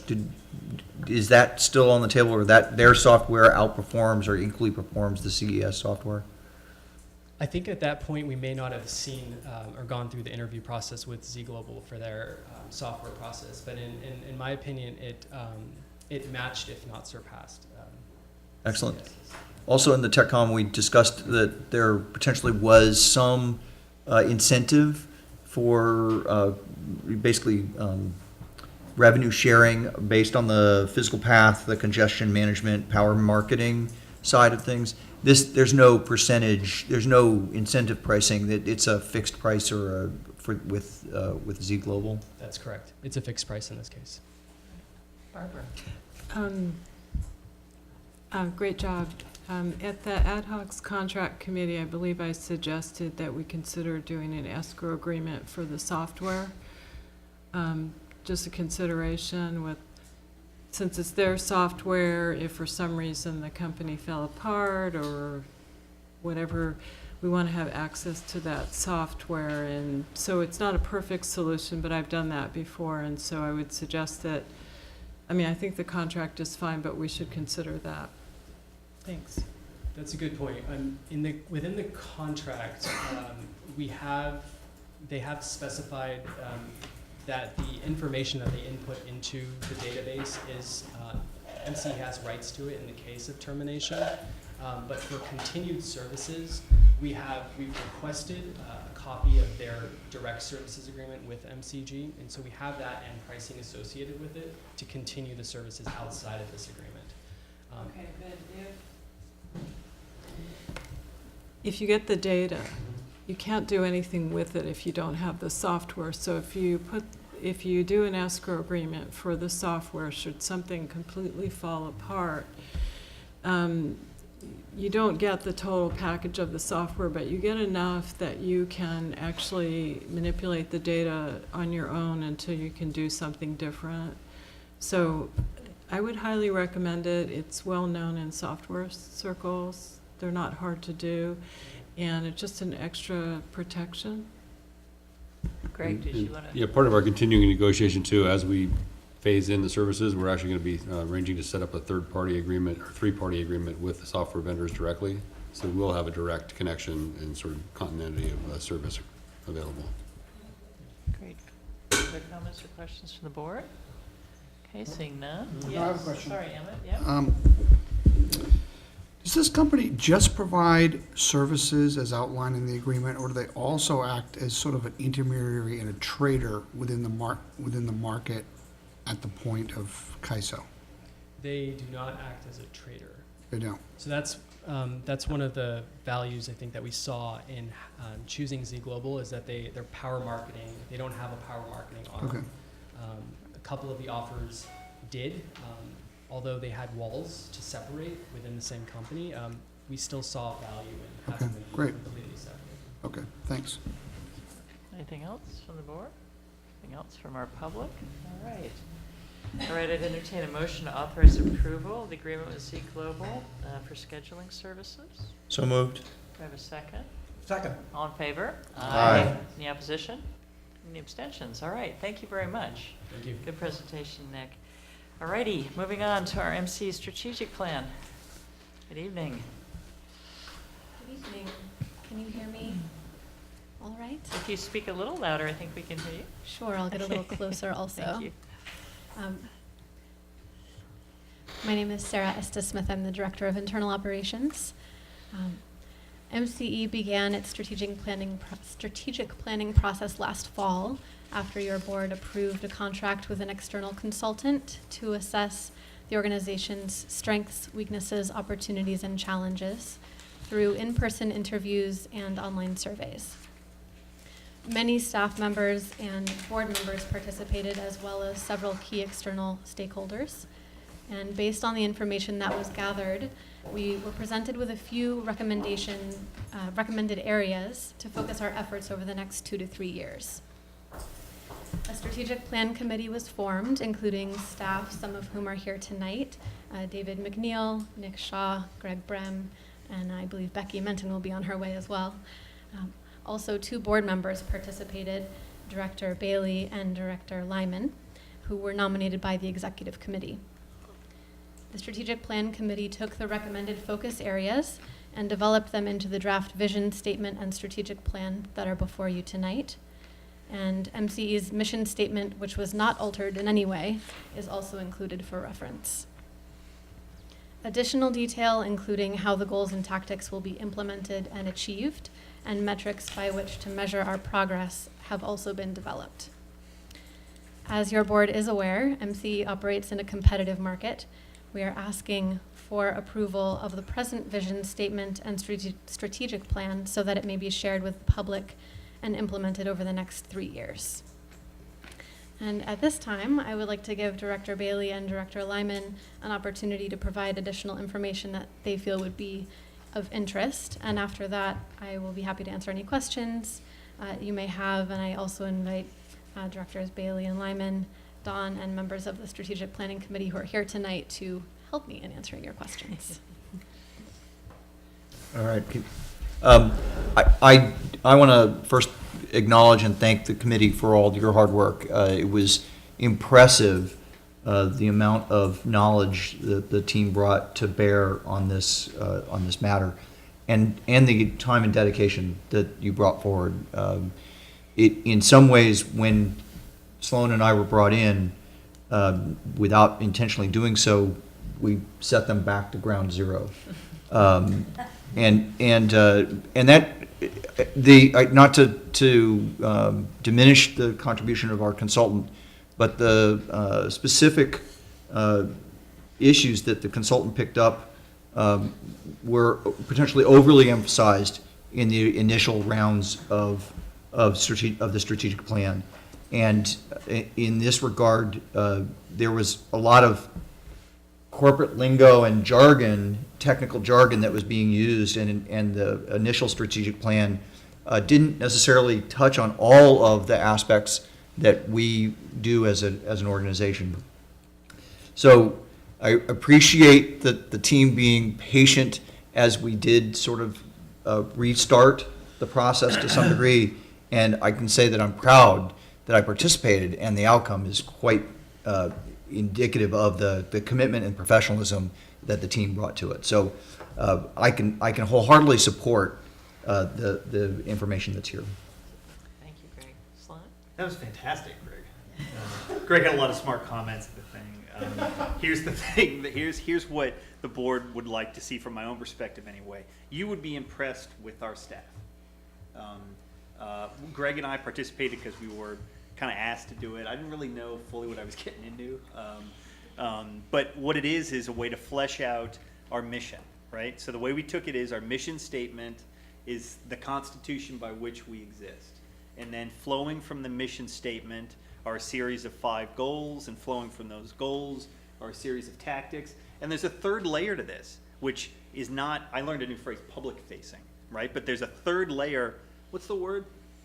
The things below tactics? Actions. Actions. So actual, definable, specific things that can be accomplished for each of those, to make each of those tactics happen, which collectively make each goal happen, which collectively serve the mission. So the idea is to break down the mission in a more comprehensive way. There were tens of meetings. Greg and I participated in a bunch of them, but not all of them, obviously. The staff dedicated an enormous amount of time in a very professional way, serious about their work. They're all so young, but vigorous and smart and the whole thing. And they are very professional about their job. I think it was incredibly affirming to be a part of a governmental structure that felt like a vibrant, young, successful company, really.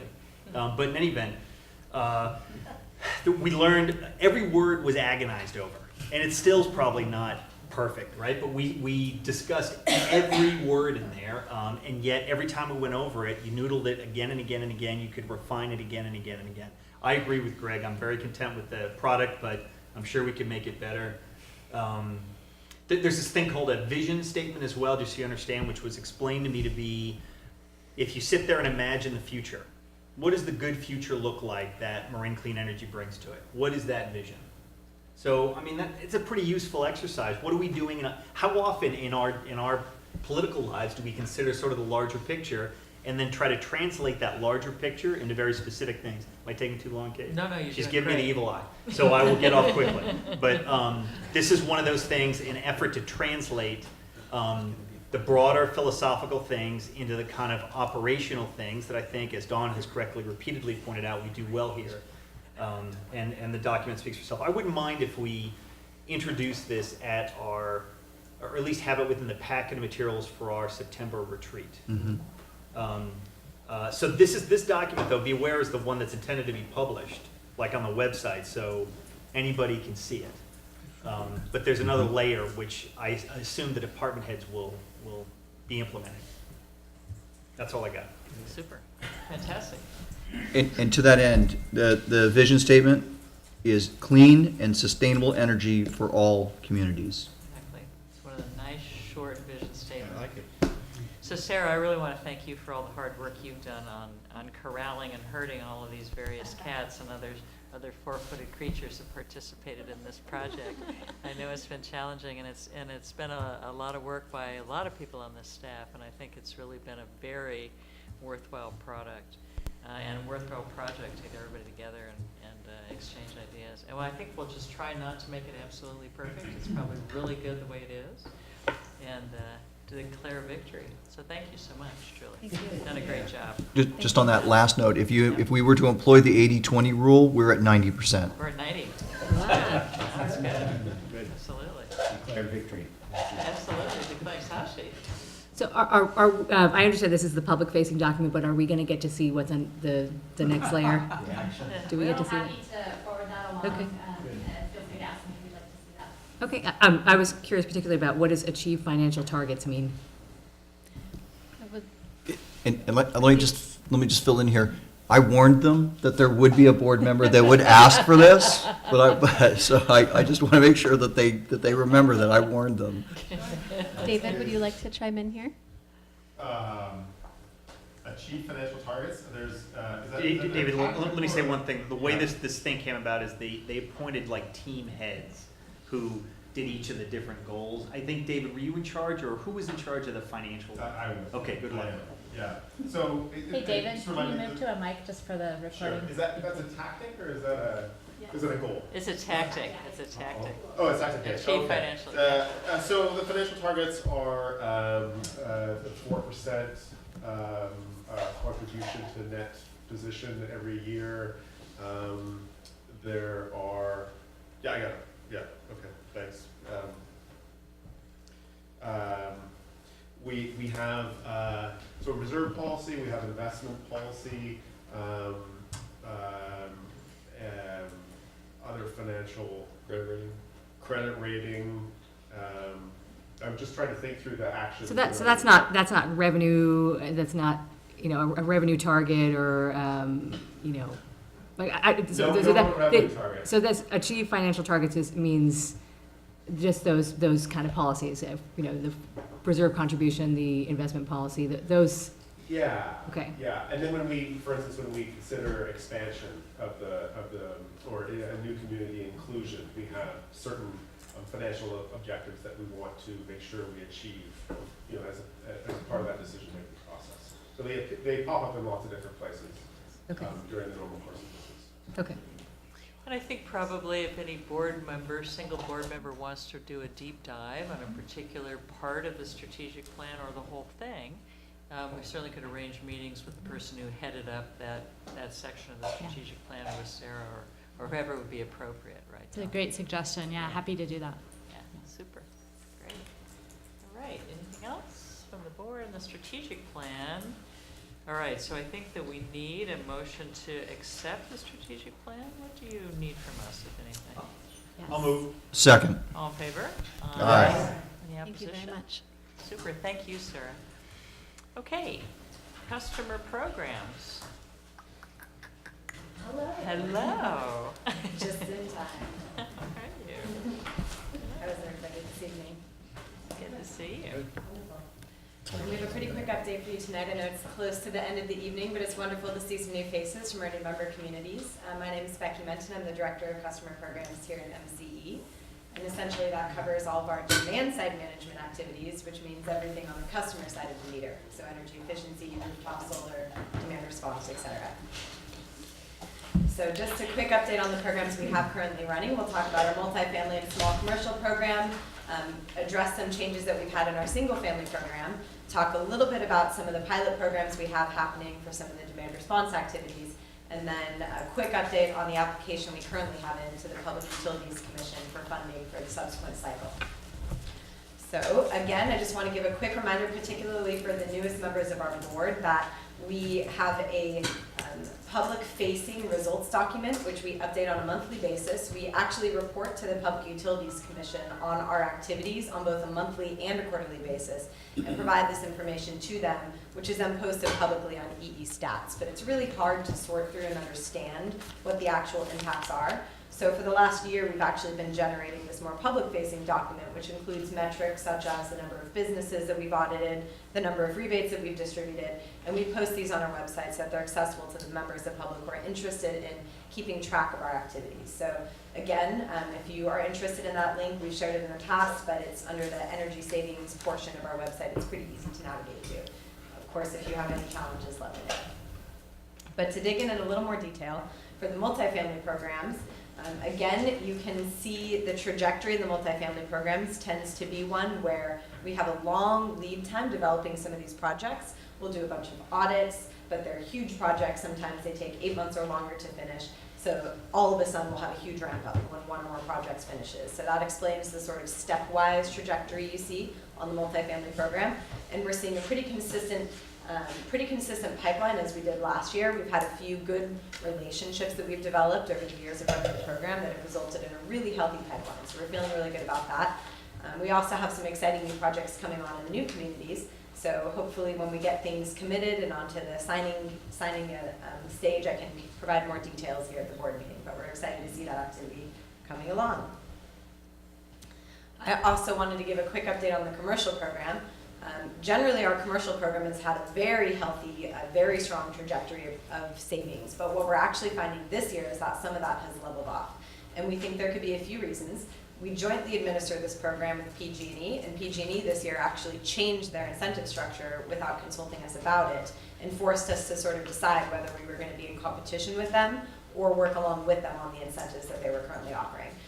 We're thinking that there might be a chilling in the marketplace due to us matching their incentives, because we're seeing that the projections that we've had to date are not as consistent as they were with the years before. So we're having some meetings with them next week to see if we can work through some of those issues. And we're also, as I'll mention in a second, exploring some pilots that we might be offering outside of that partnership with PG&E to see if we can get some savings through some other avenues.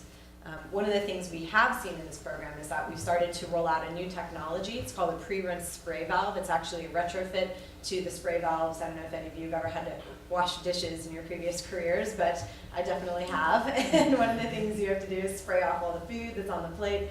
And you can actually retrofit the valve to have a lower flow aerator on those restaurant equipment. And that's a really nice measure that we've been installing, because it not only saves natural gas, which has been a challenge for us to get in this program, but it also saves water.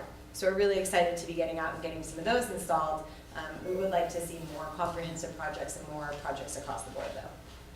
Hey, Becky, I'm sorry. Yeah. Do you mind if I interrupt? So Sure. PG&E put us in a position where we either had to compete or cooperate or something like that, and so we elected to match whatever they're offering. So does that mean we're competing or we're cooperating? We're matching. We're working with them. We're continuing to work with them. Okay. And part of the history for this program is that there's a couple local government-run programs that we would have been in direct competition with. So we're basically deciding whether we're going to compete with our county partners, like the Marin County Energy Watch Partnership and the East Bay Energy Watch Partnership, or if we're going to work with them to try and raise PG&E's attention to the fact that the incentive structure they have is having kind of a chilling effect in the market.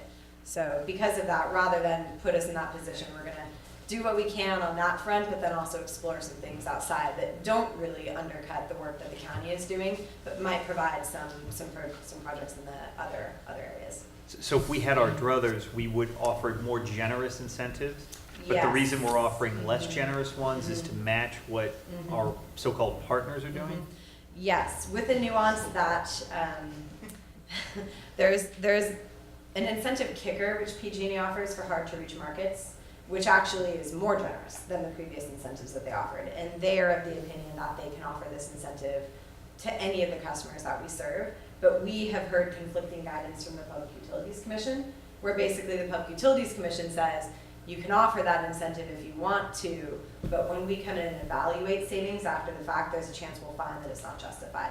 And it's more complicated than that, but the long and the short of it is, if we do match them on that really generous, hard to reach kicker incentive, we run the risk of overpaying for incentives that we then get discounted for savings in the aftermath. So that one we've pushed them to be a little more restrictive about where they offer that hard to reach kicker, because the long and the short of it is, with their $1 billion portfolio, they can take the risk that they will maybe get dinged on the back end with one or two of the programs, but because much more of our portfolio is focused on this area, it would be a bigger risk for us. So it's pretty complicated, but I'd be happy to talk you through the nuance of how that's working in the back end, and more importantly, what we're going to come up with to see how we can move forward for the rest of this year. Thank you. Can I ask a geography question too, Yes. Becky? Are these programs are available obviously anywhere within our service area? Are there particular geographic areas that you're looking at as particular areas you want to target for expansion? Not Yeah. just commercial and multifamily, but geographic areas where you think there's opportunity? That's a great clarification and something I will touch on in a couple of slides with a little more detail. Okay. But for a quick teaser, and what's important for our new communities to know too, is that as we've rolled out to new communities, the budget cycle at the CPUC doesn't match our expansion cycle, and so we're left to serve a larger base with the same amount of customers. What that means is that we haven't been actively targeting or marketing customers in our new communities yet, but when there have been opportunities that come to us, we'll explore those opportunities. Gotcha. Okay, that's helpful. But there's Thank you. an asterisk to that, which I will touch on in a few Okay. slides. Okay. Any other questions before we move on? So one thing I want to provide a pretty important update for in the single family program is that we are suspending our contract with Planet Ecosystems, who's been providing our web portal. And the reason for this is twofold. Some of you have been following the action in regards to the evaluation we received on the Home Utility Report program, which found no savings in that program. And that was disappointing because that was the resource aspect of this program, the one that made us cost effective. Also, one thing that came to our attention recently, many of you participated in the Cool California Challenge, which was wonderful. I know some of our cities actually got some financial contributions for their abilities to save through that program. But we realized that the folks who've been working on our web portal also, in the meantime, had won a statewide contract to do essentially many of the same services, but offer them on a statewide basis. And so when we saw that there was a duplicative web portal that had been developed that basically had many of the functions that we had, we decided to redirect our funds elsewhere. So we have let that contract lapse, and we're exploring a new pilot, which we're really excited about, which I can talk about in a couple slides as well, or actually I think exploration, I kept it here. So now we're looking at a pilot program that focuses on programmable thermostats and the savings we can get through that one. Again, it's a contract we're working out, so I don't want to provide too much detail at this point, but I'm really excited to say that it's something that's in line with state legislature. There was recently a bill that was passed, SB 793 in last year's cycle, that directs utilities to find ways to work with these programs and have programmable thermostats, and we're one of the first out of the gate with this pilot, so we're getting a lot of interest from the CPUC and some of the stakeholders, and we're excited that it can be a really cost-effective program as well.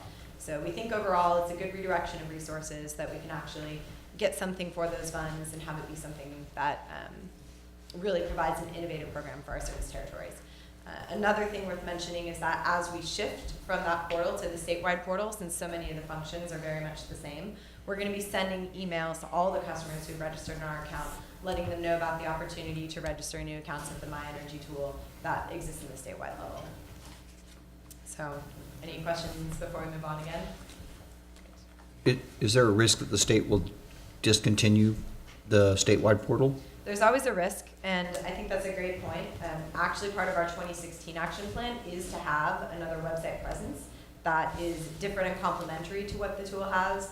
We don't have the resources to do the kind of vision that we have for moving forward, but it would involve like a DIY YouTube channel, so you can show folks how to do like caulking of your own windows, weather stripping of your doors, and actually have like resources for homeowners instead of just passive information. So we're hopeful that if we do get funded for 2016, we can revisit, relaunch, and have something more innovative that fills that space. But because at this point we don't really have the money necessary to come up with something entirely new, we think this is the right move. The other thing I should mention is that we are using some of the funds from that contract towards our multifamily and commercial programs as well, so that we can have more funds to actually provide rebates for the projects that we're seeing come through our pipeline. So to get back to your question, Director Sears, one of the things that we're really excited about is that we actually did approach the commission and raise the problem that we're having, where we've been stuck in the same funding cycle year after year after year. this program was supposed to be from 2013 through 2014, but we've now seen extensions of the same level of funding based on a regulatory process that's been dragging on at the CPUC. So we approached the CPUC and said, you know what, our service territory has increased 30% since you last addressed our budget. We have new communities, we have a right to serve these new communities. We think we should have 30% more funding to go along with that. And the commission saw the logic there and actually approved a petition for modification that did grant us 30% additional funding with the activities directed at new communities. So we're preparing an advice letter to the commission which sort of details how we're planning on rolling those out. Something I should clarify is that because of the way the regulatory cycles work and how long these things take, that was specific to the new communities that we rolled out in 2015. Right. It's not yet the communities in 2016. So we're hopeful our business plan application does have sufficient funding for the new communities. We're updating that to reflect that. But for 2016, we're going to be focusing on the new East Bay communities primarily. We're looking at an approach that does a lot of marketing and outreach to generate buzz, particularly for the multifamily program because these projects take so long. We're not really anticipating breaking ground on any new multifamily programs unless we have some real quick opportunities come through, like a failed boiler, or someone has parking lot lighting that they want to update, and that takes not very long time. So those are activities that we'll consider in the new communities. However, for the small commercial program where we can tend to get programs through more quickly, we are looking at doing some saturation campaigns in the new communities where we'll go door to door. We've done one of these in San Pablo already this year, and we'll look to do more in the Walnut Creek area, the Benicia area, et cetera, further out in the East Bay, and actually see if we can get some projects. So we're excited about that option. And then another thing that we're considering in the small commercial space in particular, as I alluded to earlier, was introducing some new pilot concepts that will help us get at more comprehensive savings, more HVAC savings, and sort of cover ground that's not currently covered by the local government partnership programs like the Marin County program. One of the things we're looking at exploring, Katie Elliott on our team has had this idea, is a sort of gold-plated voucher idea that you can give to HVAC service technicians that basically says if you're out in the field and you encounter a failed HVAC or an HVAC that needs servicing, you can just have this voucher to know that there will be a rebate involved in the project if you upgrade it to a certain level of efficiency. So we think it'll be a really great way to actually get some traction in an industry that's been hard for us to get into. And so we're excited to pull this design together and see what we can get out of it. Another thing I want folks to be aware of, we have a number of pilots running in the demand side management space. Again, this is customer side of the meter, largely demand response electric vehicle. Two of the pilots that we're rolling out this month, one of them is with a company called eMotorworks, and another one is called My Energy Insight, and that's actually a partnership with Schneider Electric and a company called AutoGrid. And the eMotorworks pilot is a really interesting one. Basically, these folks have a bunch of EV, electric vehicle charging infrastructure, that they have deployed across the county and into the East Bay communities as well. And by working with them, we can shape when customers are actually charging their electric vehicles through the controls in the charger. So we can bid in dispatchable resources to the grid essentially by saying, oh, you need us to shift load. Well, we have 100 electric vehicles that we can dispatch through participation in this program. So we're interested in that program. We actually bid into a PG&E supply side pilot. The way that the DR programs are currently structured, mostly PG&E holds the reins to ones that are managed through the CPUC funding. But we're also exploring opportunities to bid directly into the CAISO market, not under PG&E, but participation in the real-time market. So it's a modest pilot. We're looking at maybe having at most a couple hundred participants, but it'll be a really important learning opportunity for us to see if this is a space where we can really innovate. And given that Marin has one of the highest per capita ownerships of electric vehicles, we think it's a really important space for us to explore as well. So we're excited about that opportunity. Cool. I also wanted to briefly touch on the My Energy Insight pilot. This is something we've been working on for about a year to get the kinks worked out, and now we're actually triggering events, so that's really exciting as well. This is a residential demand response program, so basically we recruited participants who have either pool pumps or air conditioning units, because those had a really nice load to match to when you need to actually shed load. People tend to have AC running when it's hot, which is when we get demand response events triggered. And we have controls installed on their devices. So again, it's a similar kind of a concept to the electric vehicle infrastructure, but this time instead of EV charging infrastructure, we're dispatching air conditioners or pool pumps and basically saying, we're gonna turn your air conditioner off or we're gonna turn it down slightly when we have a really, really hot day and there's grid constraints. And there's value that you create by those megawatts. outside of like avoided use of energy. And one thing that's really exciting about this is that there isn't really a lot of engagement in the residential demand response space at this point. Most demand response programs that are like this target really large customers who have really big load. But if you can aggregate a lot of individual customers, you can make a difference, you can create a value stream for those residential customers. And for us, that's 80% of who our customer base is. So it's really interesting for us as well. So this is hopefully a pilot that will give us some really important lessons learned in some really innovative spaces as well. You're going to focus on Walnut Creek for that, where it's nice and warm? We're hoping to, yes. So far, we've as we've rolled out, since I said it's taken us a year to get this together, we have focused in areas like Novato and some of the Napa, unincorporated Napa communities as well. But as we've expanded into these big communities, it's created a lot of new possibilities for us as well. Walnut Creek, Lafayette, those are definitely areas of interest. One of the things I wanted to mention, unfortunately I don't have as many details as I was hoping to have at this point, but some of you may be aware of the College of Marin project that recently rolled out. It was a partnership between the College of Marin and Tesla. They actually have storage located on the College of Marin campus to complement their PV installation. What's really exciting about that is that by using that storage, they're able to offset some demand charges on their bill and save some significant amounts of money. And Tesla provided the storage at no upfront cost to the college and is recuperating the cost over time by sharing the demand charge savings. It's a really exciting, super innovative project. We're actually using billing infrastructure to help facilitate the cost recovery for that, which is a completely innovative concept. And I'm sad that Raphael on our team isn't here to take the credit for it, because he was really the leading charge who helped sort of make that connection between the folks at the College of Marin and the folks at Tesla and bring this program into fruition. We're getting a lot of really great press for it. The folks at the college have been really wonderful about giving credence to MCE for our involvement. Credence, is that the way you pronounce that? And there will be a ribbon cutting. Unfortunately, they were originally planning it for the 21st, but it looks like that might fall off the agenda because it's a very full day. However, in spite of the fact that it's a moving target, I wanted to solicit if there's any board members who are interested in participating at that ribbon cutting or hearing more information so that they could potentially participate, to follow up with me after the meeting, and I can keep you in the loop as the details start to get firmed up. And I'm so sorry that I don't have any more information. It's probably going to be one of those like 5-day advance notice kinds of things.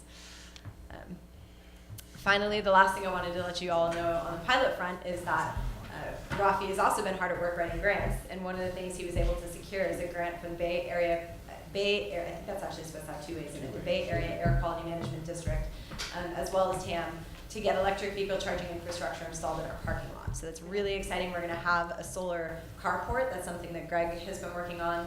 And then in addition to that, we'll have electric vehicle charging stations that the cost will be covered through those organizations through this grant. They will be required to have minimum charging hours for the public, so we're probably going to have some spaces here that folks in the public can use, but then we also will be able to try and encourage folks here to get more electric vehicles as well, so we can have folks on staff using them too. So it's really, it's going to be I think it's really exciting to be able to have that kind of a symbolic thing going on in our parking lot. To that end, the greening of fleets, corporate, government fleets, how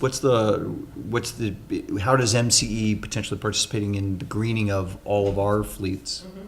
So far, it's been an informal arrangement. Largely, Rafi has been very involved with the folks in Marin in particular about trying to motivate transfers to electric buses and things like that.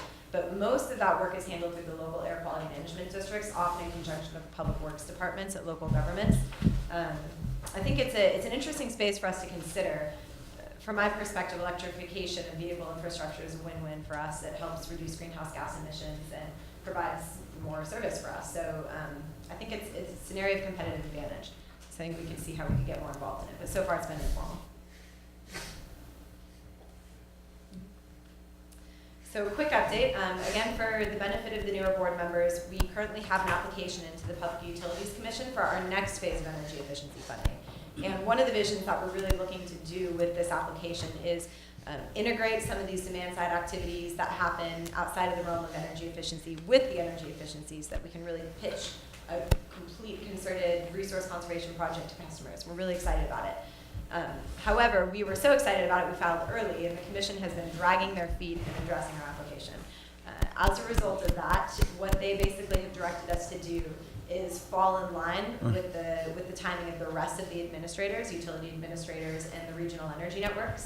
And so they requested that we file a motion to close our original application and then to refile when they invite them with the other administrators. This is not great news, but it's also not terrible news because, again, we've heard from a lot of folks, stakeholders in the marketplace, that they're really like what we presented and that they're offering it up to other program administrators as an example and a template of what they should do. So it's been great to actually get out in front and make sure that folks have a really good shining document to point to. However, it does mean that we're going to have to revise the application. The good news about that is it gives us a chance to incorporate the new communities, as I alluded to earlier. So we'll be refiling, mainly updating numbers and budgets to reflect the growth that we've had in our service territory, and responding to new guidance from the CPUC about structure and format largely. There have also been some fairly substantial changes from the legislature that have had an impact on the way the CPUC does business. Assembly Bill 802 and Senate Bill 350 had some pretty dramatic change of course in terms of policy, so that we've had to incorporate that as well. Fortunately, we were forward-thinking enough with what we brought that it's actually pretty close in alignment, so I'm excited about that. The one piece of bad news that I have here that's frustrating for me is that the CPUC originally was looking at accepting applications in September, and now has said no sooner than November 1st. And there's a possibility, we've heard rumors that that could push into 2017 as well. So that's frustrating. Not surprising, but frustrating. So we're in a bit of a holding pattern there. So that is the end of our presentation. Again, this is Pullman Point. We did a project there in Richmond earlier. It's very exciting. Working on. Have any questions? Thanks, Becky. Tom? I just want to briefly suggest a market segment you might want to look at, and it may be Richmond's the only place this would happen, but we just recently passed a comprehensive ordinance for permitting marijuana cultivation and manufacturing facilities, and we understand that they're rampant in Richmond, that there's like tons of them already. And so we're just trying to make some money off of them. We get a 5% tax, but the ordinance we passed requires all of them to use 100% renewable energy. And these operations are extremely energy intensive. Exactly. That's great. And you know, it might be worthwhile to maybe look at finding some money in your budget to reach out to some of these operations and help them. You know, they got two choices basically. They can put in their own solar power, or they can go deep green with MCE. I love it. Or Do they some. have to be organic too? What? Do they have to be organic too? Well, we don't allow organic. We haven't. Organic. We haven't gotten into that, but I mean, you know, the new state laws are pretty comprehensive, so they have to get a permit from us, and they have to get a state permit. But the point is that it might be worth looking at carving out some money to in your program to reach out to these people and help them make that transition to 100% renewable energy. This is like deja vu for me. It's a You know, I huge- used to work at the city of Arcata for 3 years as the energy program manager. This is not the first time You that know the the issue market. of greening the green has come up in my life. So, so I think that's actually really good to know about, though, the ordinance. And I'd actually encourage all of the local jurisdictions, if you do pass similar ordinances, that we can leverage to use as an opportunity to reach out to customers, let them know that there are mandates coming that we can take advantage of, then that would be great. Certainly, we'd like to pitch energy efficiency alongside deep green. It's a real win-win from our perspective, so I think that's really good to know about.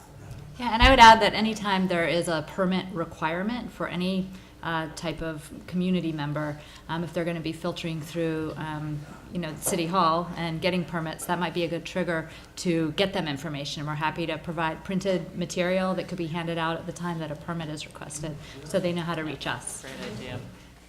Thanks for creating that new partnership opportunity.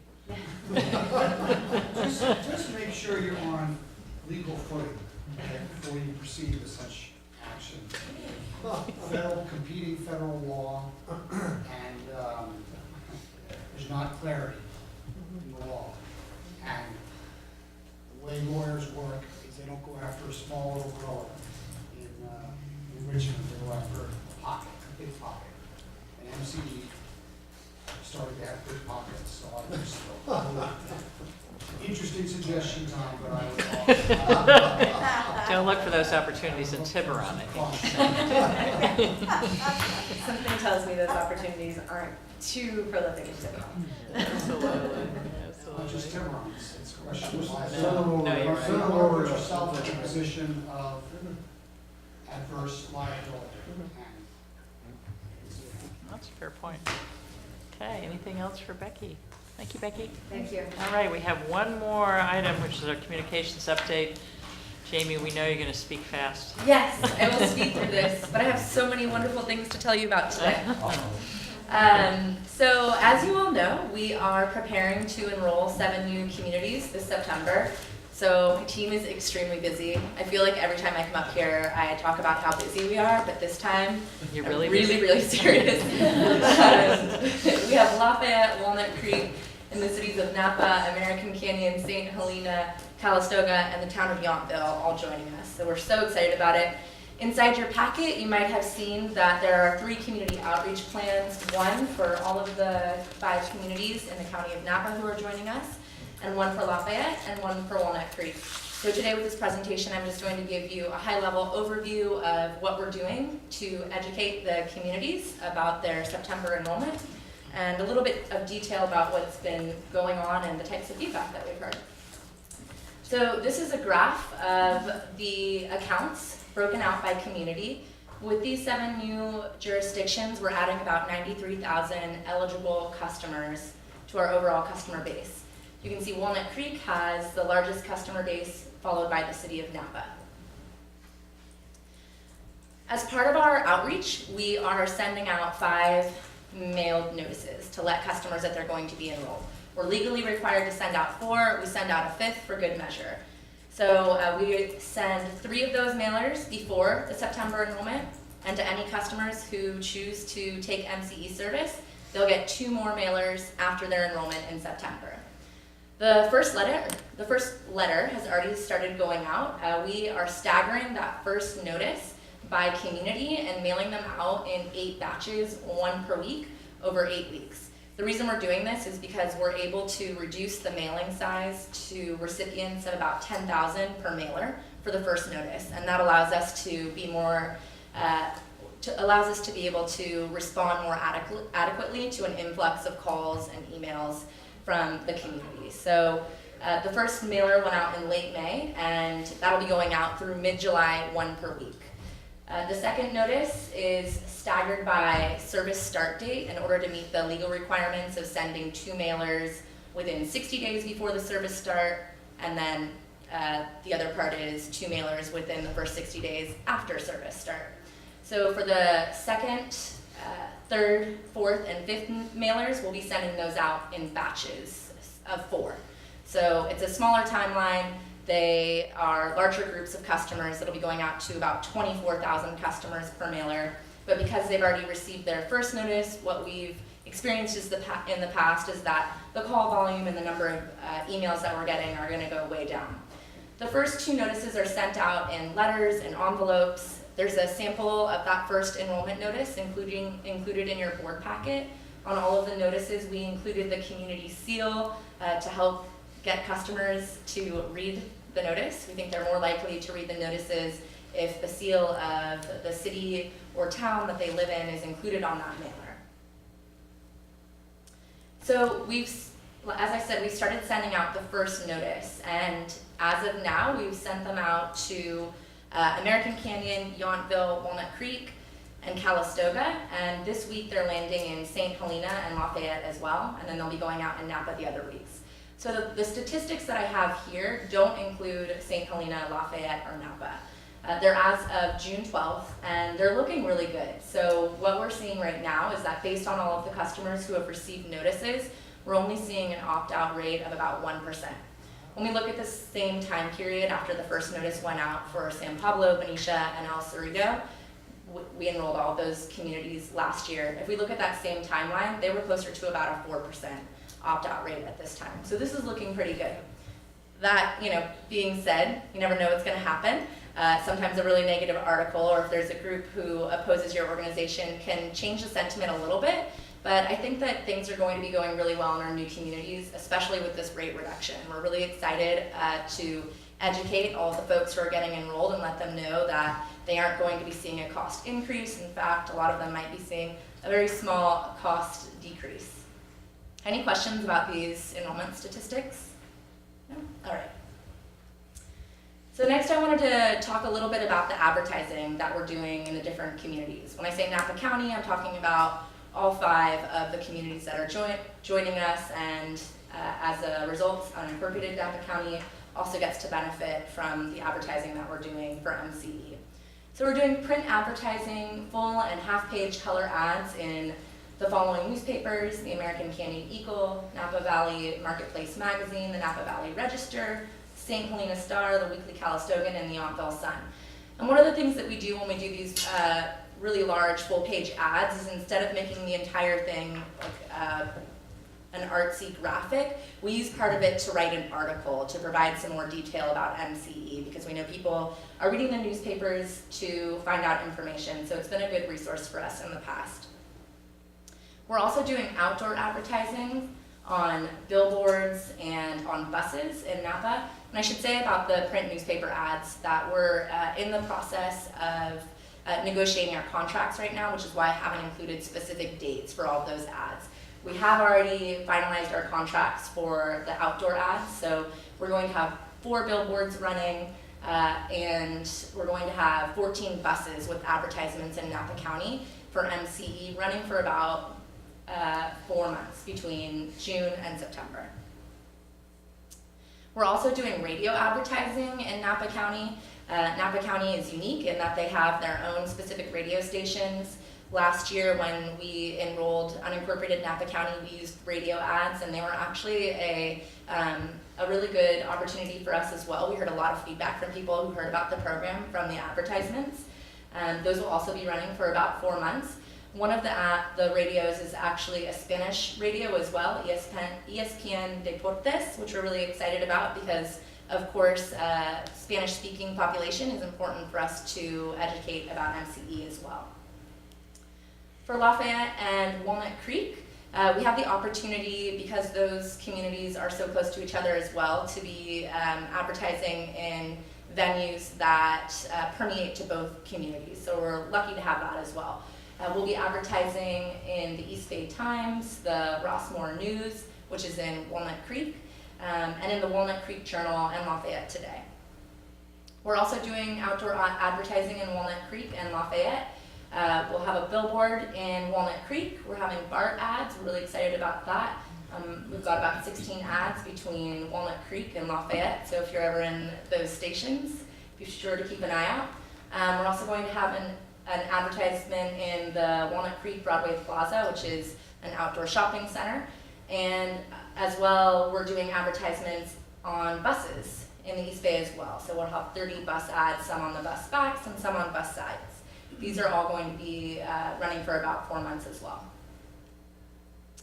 So I wanted to give you a sampling of our advertisements too, which I always like to do. So one thing that I wanted to keep in mind is that we're doing 2 different rounds of advertising. So you might remember that we tend to take photos of people who live and work in the communities that we're going to be enrolling service with.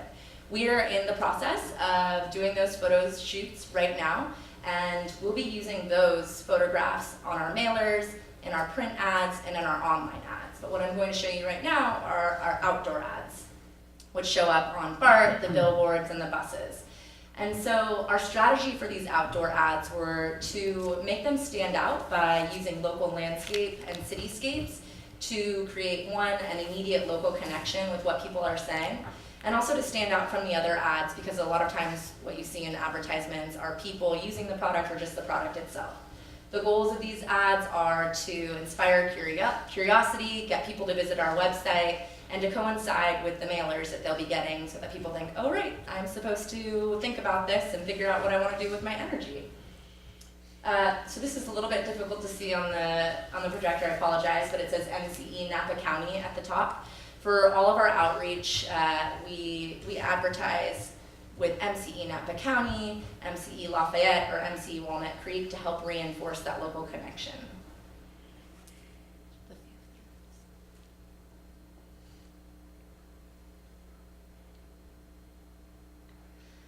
These are ads that are going to be on in the BART stations.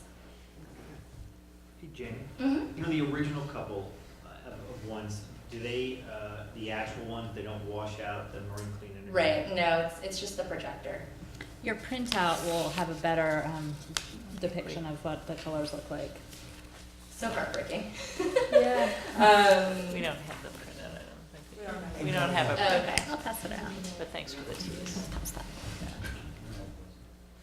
So the ad messages vary between reminding people that they're going to have new choices this summer and in September to consider for their energy supply, and also considering deep green and the impacts of choosing a cleaner energy source.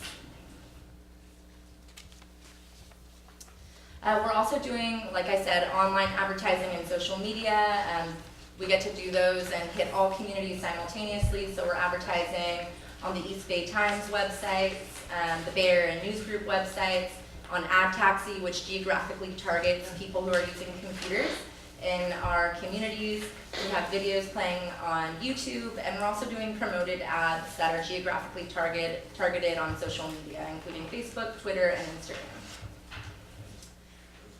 Also in your packet, you hopefully saw our extensive list of community meetings and events. So far we've had over 100 public events that we've attended in 2016. We've got 45 more scheduled through September. Excuse the typo in September there. And we've got outreach to more than 500 organizations coming up, which sounds kind of crazy, but we've made a plan and it's gonna happen. So for that outreach, we are calling and emailing every single one of them and saying, we'd love to meet you and we'd love to meet your organization, and or would you mind distributing some information about MCE through your networks? So I know without a doubt that that number is going to grow exponentially over the next couple of months. And I just wanted to list some of the groups that we're going to be reaching out to. So in addition to the community-based organizations like HOAs, environmental organizations, we're also going to be reaching out to school districts, large commercial and industrial accounts, community groups where English is spoken as a second language, and to senior communities. So does anyone have any questions? Good job. The ads look great, Jamie. Oh, Really I'm nice. glad you got to see the Yeah. printed ones. They really do. They look really good. Really nice. Thank you. And also the video ones that we saw earlier. Mm-hmm. Yeah, I'm glad you enjoyed it. Really good. Yeah. Great, thank you Great very job. much. Okay, thank you. Alrighty, any other board member staff matters? Seeing none, we're adjourned. Thanks, everybody.